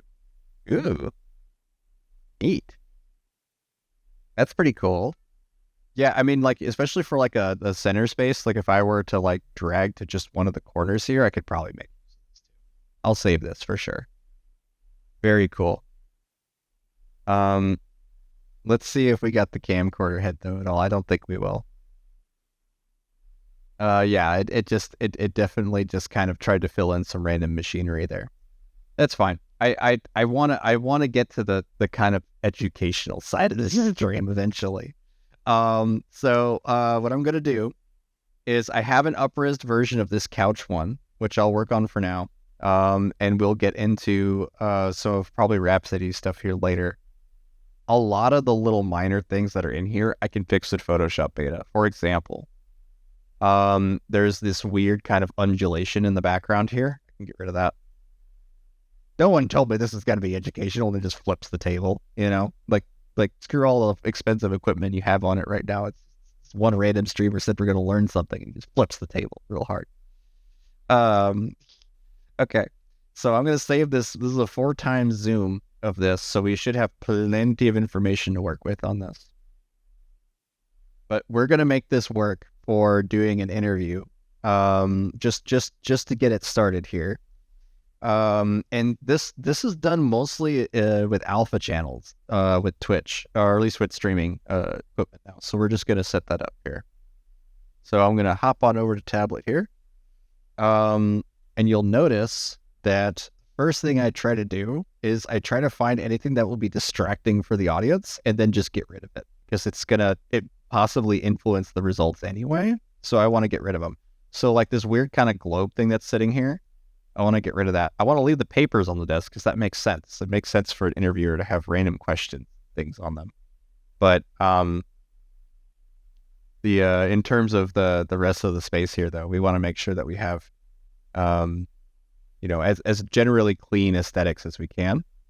So I'm just quickly running in Photoshop Beta to grab some of these things that look a little odd. And you notice this is actually a really good example of this. If I would just select here and here and then bring it up to remove, it would still probably prop something here because there's a shadow that's here. Okay. It tries to find the shortest, like most logical path to get to something. And if there's a shadow, it tries to give a reason for that shadow. So you have to look for shadows. You have to look for highlights, make sure you include them. And this shadow actually extends all the way about to here. So I'm going to select all of that. This here.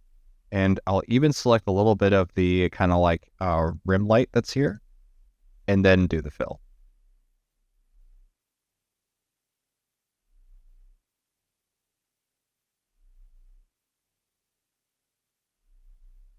Yeah, we need to put a symbol in the middle here for sure.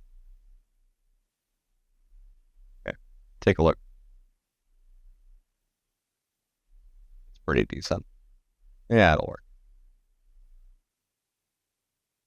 Yeah, we should put the gnarly signature here, yeah, for sure. Which, by the way, I should mention that my signature is also generated. I asked for a signature for Victor Gnarly, and it gave me that after my like 6th or 7th reroll. So everything, everything is literally generated. Okay. Let's grab this here. What I was amazed about was that it wrote this fancy G that had G and N combined together in a way that was super cool to me. So that's what I used for the logo. Um, let's go ahead and slam these two down.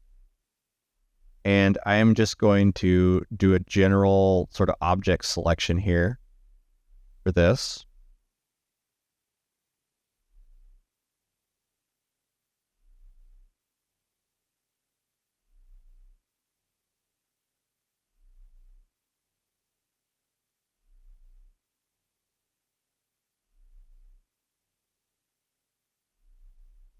Yep.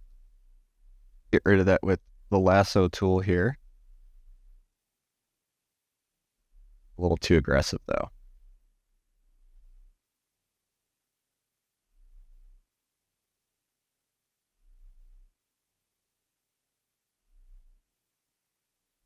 You know what?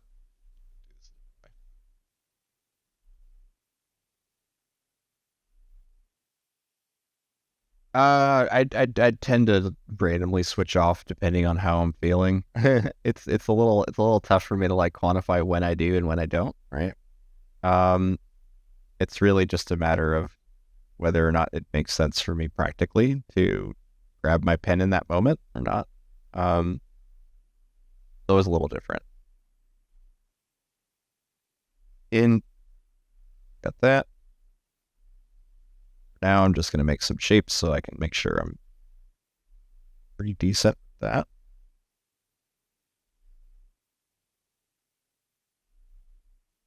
Go for maybe some.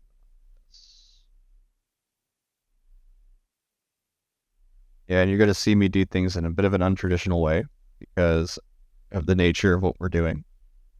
But it at least gets us to the point where I can now grab all this sort of shape here and do it any sort of weird AI wonkiness without ever actually like deleting a pixel. You know what I mean? Like that's why you want to do masks, is because it lets you be able to basically save your history. And that's really useful when you have to refer to your own work a lot. So at this point, I can now select this, make sure my background is a layer and not listed as a background or a locked background. And then I have this selection here now. I'm going to mute that selection, and then I am going to click on this quick select magic tool. I'm going to hit select inverse. That will flip the marquee selection. So now I'm selecting everything but that mirror, right? So then I can now hit the mask button, layer mask, and now we have this negative space for Fade to sit in. And we can give it an effect, like we can make it like kind of faded or crumbly looking or whatever. But for now, at least, we are able to just kind of overlay that and keep him in space. But in order to sell me in there, though, because this is easy, like this is just a floating head, right? Floating heads are easy. Eventually, I think one of you guys are going to turn him into the master control, the mainframe control from Tron. But for now, we need to put something in the foreground in front of Victor here, and that makes the most sense to be the desk. This will give your characters like believable, like that they're living in the space that you give them, is by applying foreground objects that they react to, like that they can't pass around or whatever. Really makes all the difference for that. And Victor here has that as an example because of the collar, right? So you can see as I'm moving around here, especially as I'm talking, the mouth goes behind the collar. The collar is a layer that's above the rest of them. And this desk is going to do something very similar to that, where everything that is behind the desk that I bring in for animation or streaming or whatever, that will now always be behind this desk because I am separating this out into another layer, and hopefully able to retain and control enough of these images for it to look good. So we are almost done here. I just need to select any off bits that don't make sense. So we have some of this here. Even this out a little bit.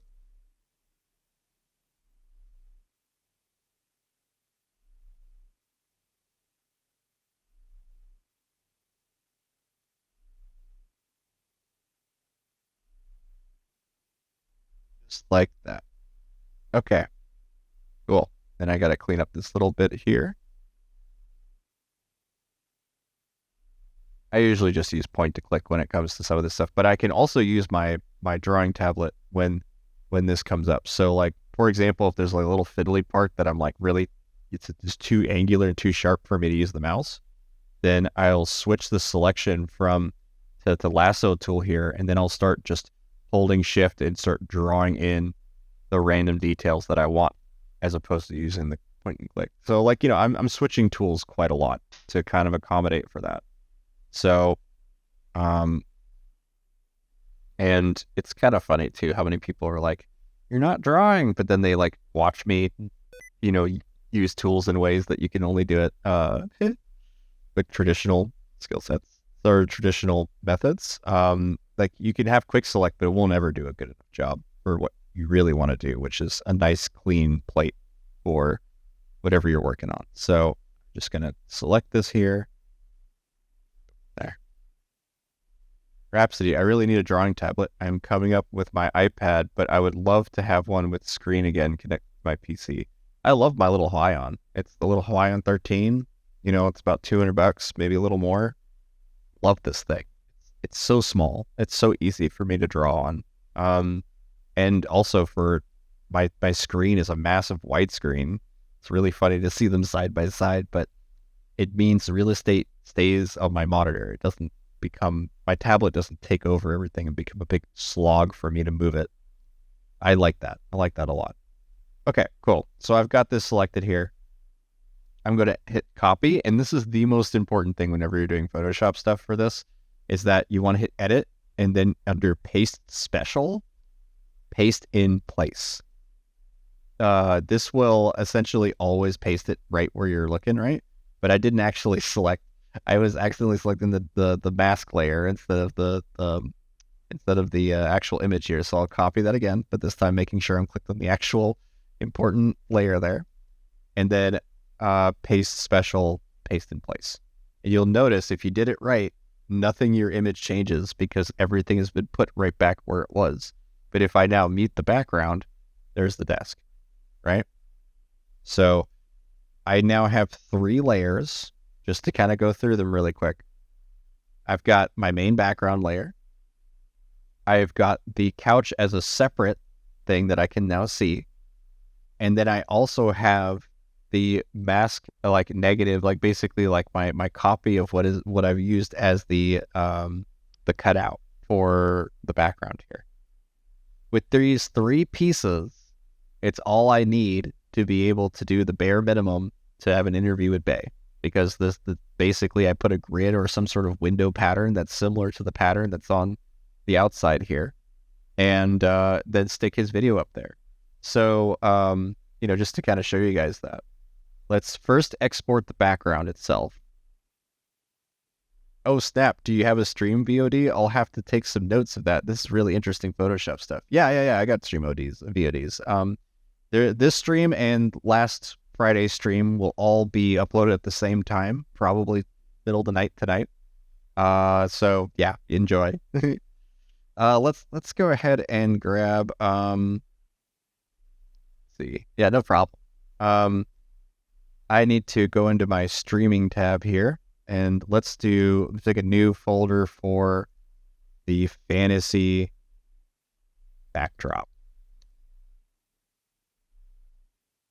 And then, and of course, Rhapsody, I'm gonna address yours too. We'll see how late I can get to. I am getting hungry again. You told me never to stream hungry, so I'm gonna probably fix that for myself. But first, let's do the fantasy backdrop here. Let's just do the clean plate. Okay. And then Keep in mind, like I'm saving these out as a PNG, right? You can also just do the raw Photoshop file, but if you want Twitch to read it and different formats to read it, PNG is your best. You're going to mute the background, right? And now we're going to export PNG, and then we're going to rename the clean plate. We're going to name this to clean plate and then couch. Oh, sorry, not couch, desk. But yes, you get the point. I'm just making it a separate file here. All right, and then I'll save the whole project together.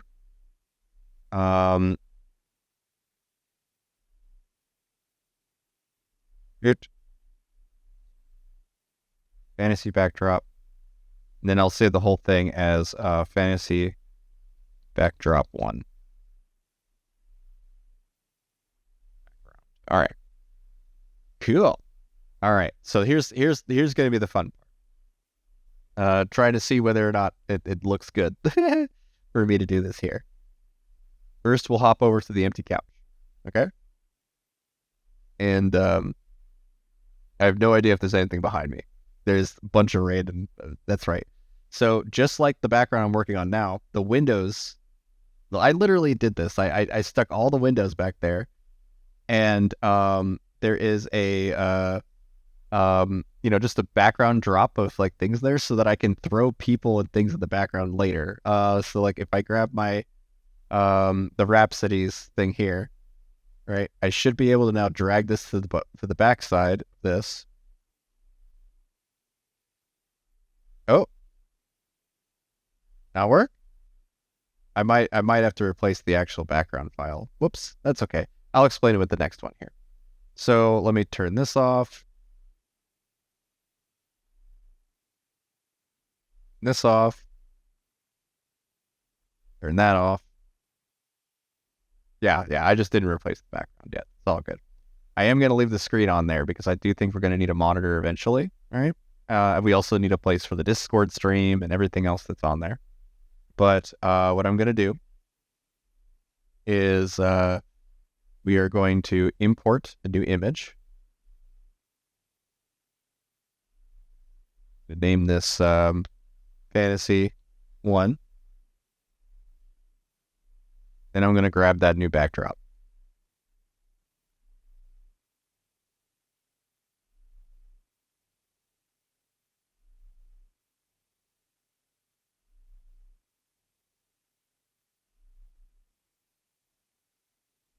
Show this off so often. Hey, it's okay. It's okay. I love it. It's cool.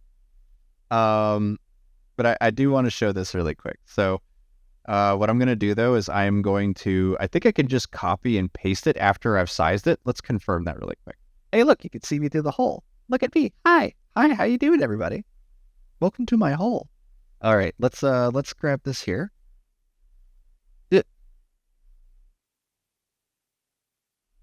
Welcome to my hole. All right. I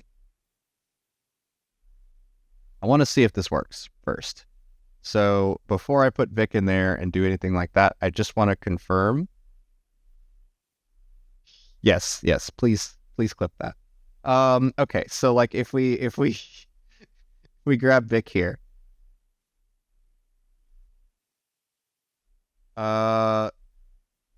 Oops. Gotta lock this background first.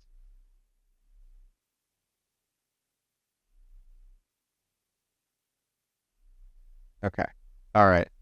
So at this point, what I want to try to do is I have to, because you can see this is where we start to run into the issues with different style streaming backdrops and stuff like that. So in order for me to have enough room to talk to Bay, right? So the couch would be probably something like this, and then Victor would be to the side, but the couch is, but the interview anchor chair is pretty far away, which would make Vic very small. So we're going to try it first, see how the composition is in terms of just how good this might look. But I know that I'm going to have to bring this to a pretty close extreme in terms of like how far I originally wanted the characters to be from the screen. So let's do something like this, okay? I'm going to lock this, and then I'm going to first put Vic into place.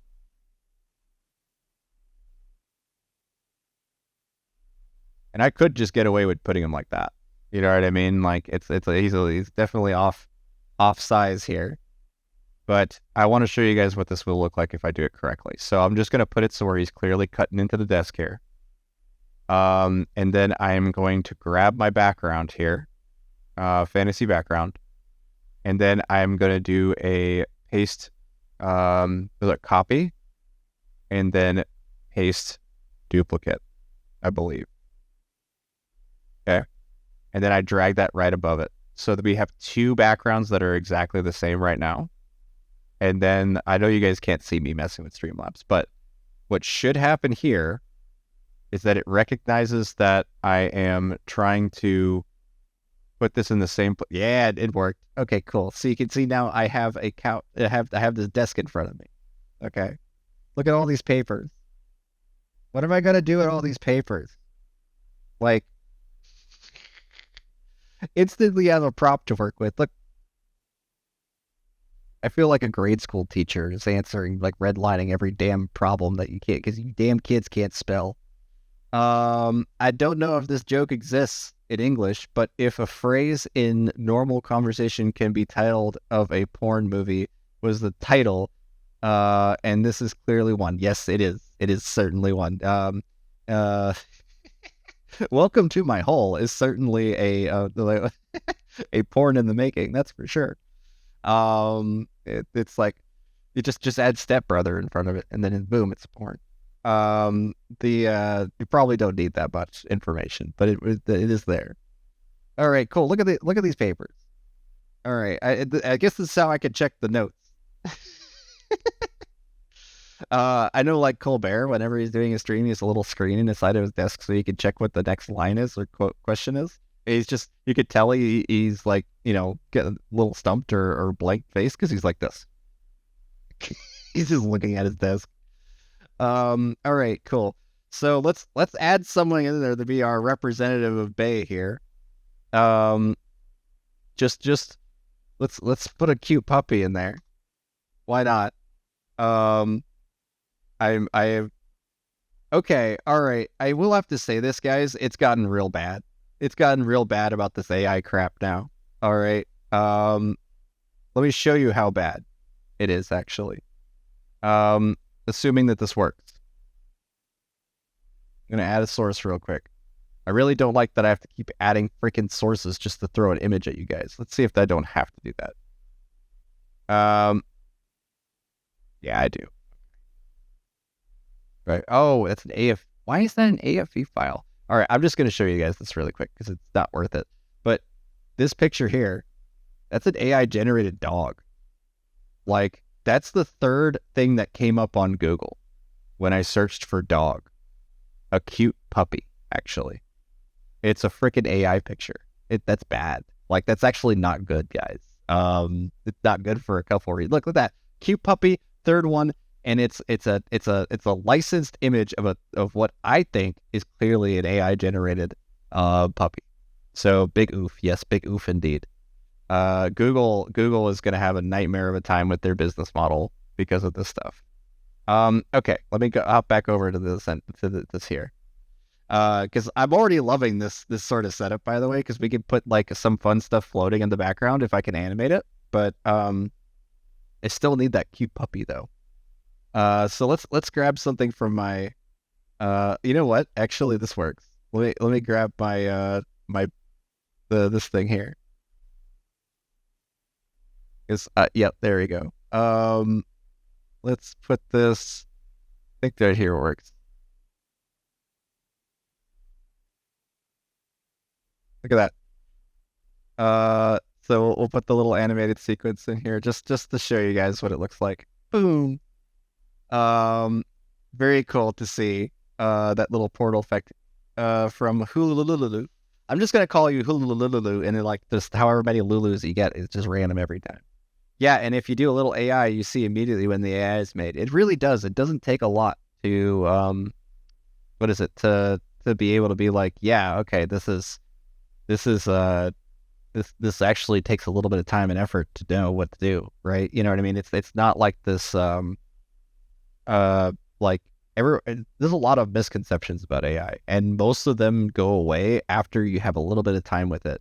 You realize that like there's actually a good chunk of people that I talk to, maybe unwillingly talk to, um, who are like frustrated because they know or at least they assume that everything that I make is made, with AI, right? So like they go, "Oh, you made that at a push of a button," and then they're like, "Wait, um, I can't make what he made at a push of a button. I'm using Midjourney right now, even though I hate Midjourney.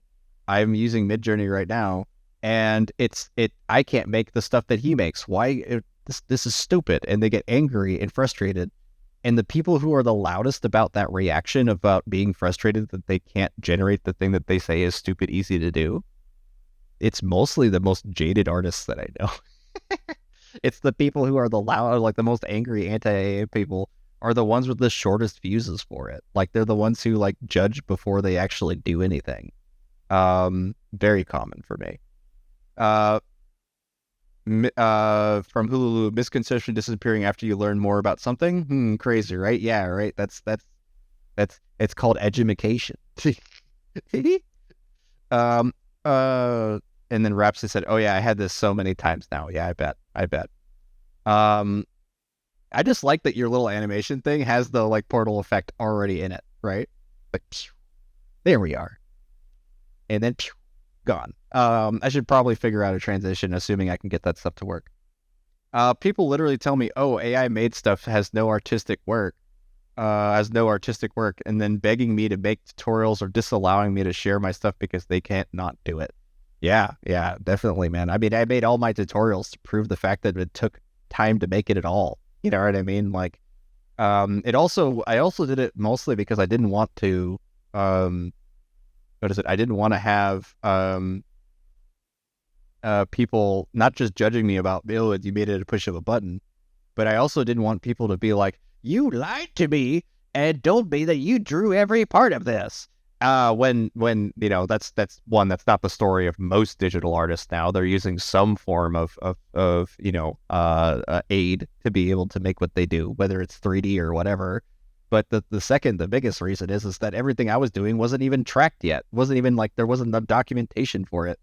So many of the character continuity tutorials that you guys find on YouTube and stuff are rewrites of my tutorial. I'm being serious, y'all. Like the number of people who have just scraped up my terminology and used it as their own is what I expected to happen. I expected all these people to go like, "Okay, no, here's how you do it from a master or from whatever," and it's always them. It's just blah blah blah.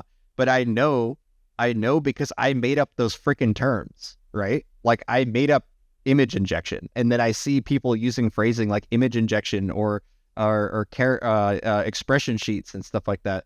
I didn't make up expression sheets, but I definitely made up injection, like character sheets for injection specifically.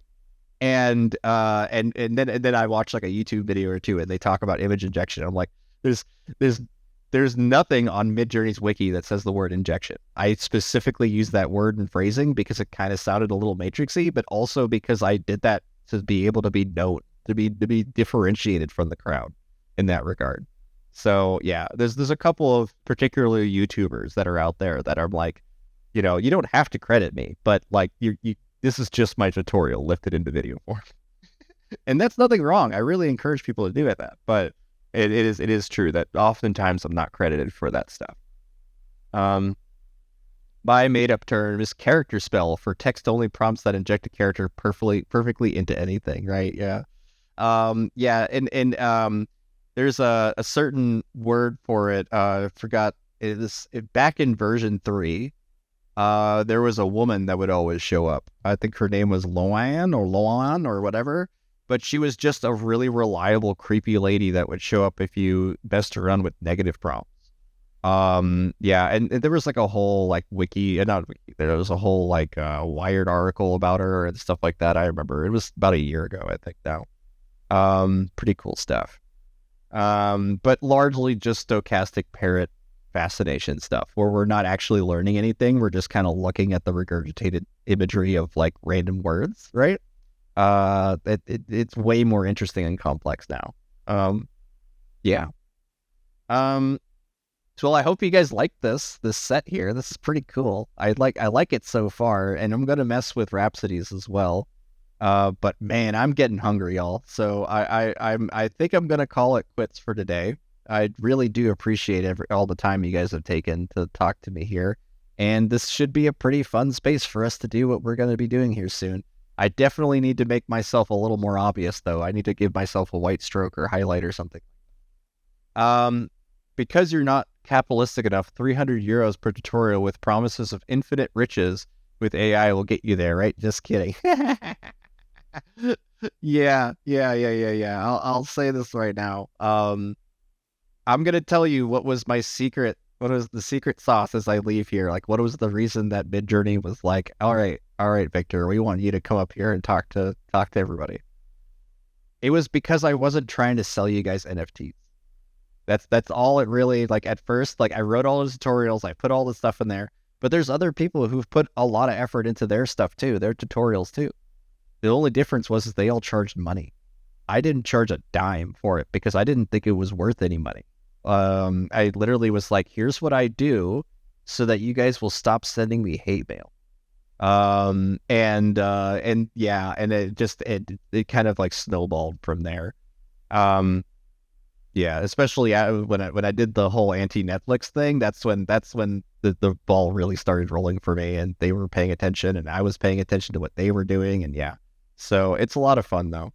Uh, yeah, oh damn NFTs. Yeah, no, I that even though there's plenty of legit use cases for NFTs, I have no desire at all to get into that, and it just makes you look kind of like a scummy person, honestly, if you try to hawk digital products like that, especially nowadays where AI literally just drives the cost of NFTs, particularly digital imagery of NFTs, down to nothing. Yeah. Um, but yeah, it's 3 hours in now. My voice is starting to get a little hoarse, and I really appreciate you guys' time being here. I really do. And of course, all the shout outs to everyone who followed and subscribed and stuff. Thank you so much. I wouldn't be able to do this stuff without y'all. And just X-Slayer, Rhapsody, Lulululu, all you guys, and I will be sure to look at my notes. Rhapsody, Rhapsody is going to be our first mod on the Discord, so congratulations to her. If I had a confetti button, I would push the confetti button now, but she has more than proven her worth at this point, so this is awesome. Thank you guys so much. You'll have a great day, rest of your day, evening, wherever you're at. You'll have the best. And Legal Beagle, you're probably a close second. I just need to do your interview, and then we'll do it, okay? All right. You have a good one, guys. Later.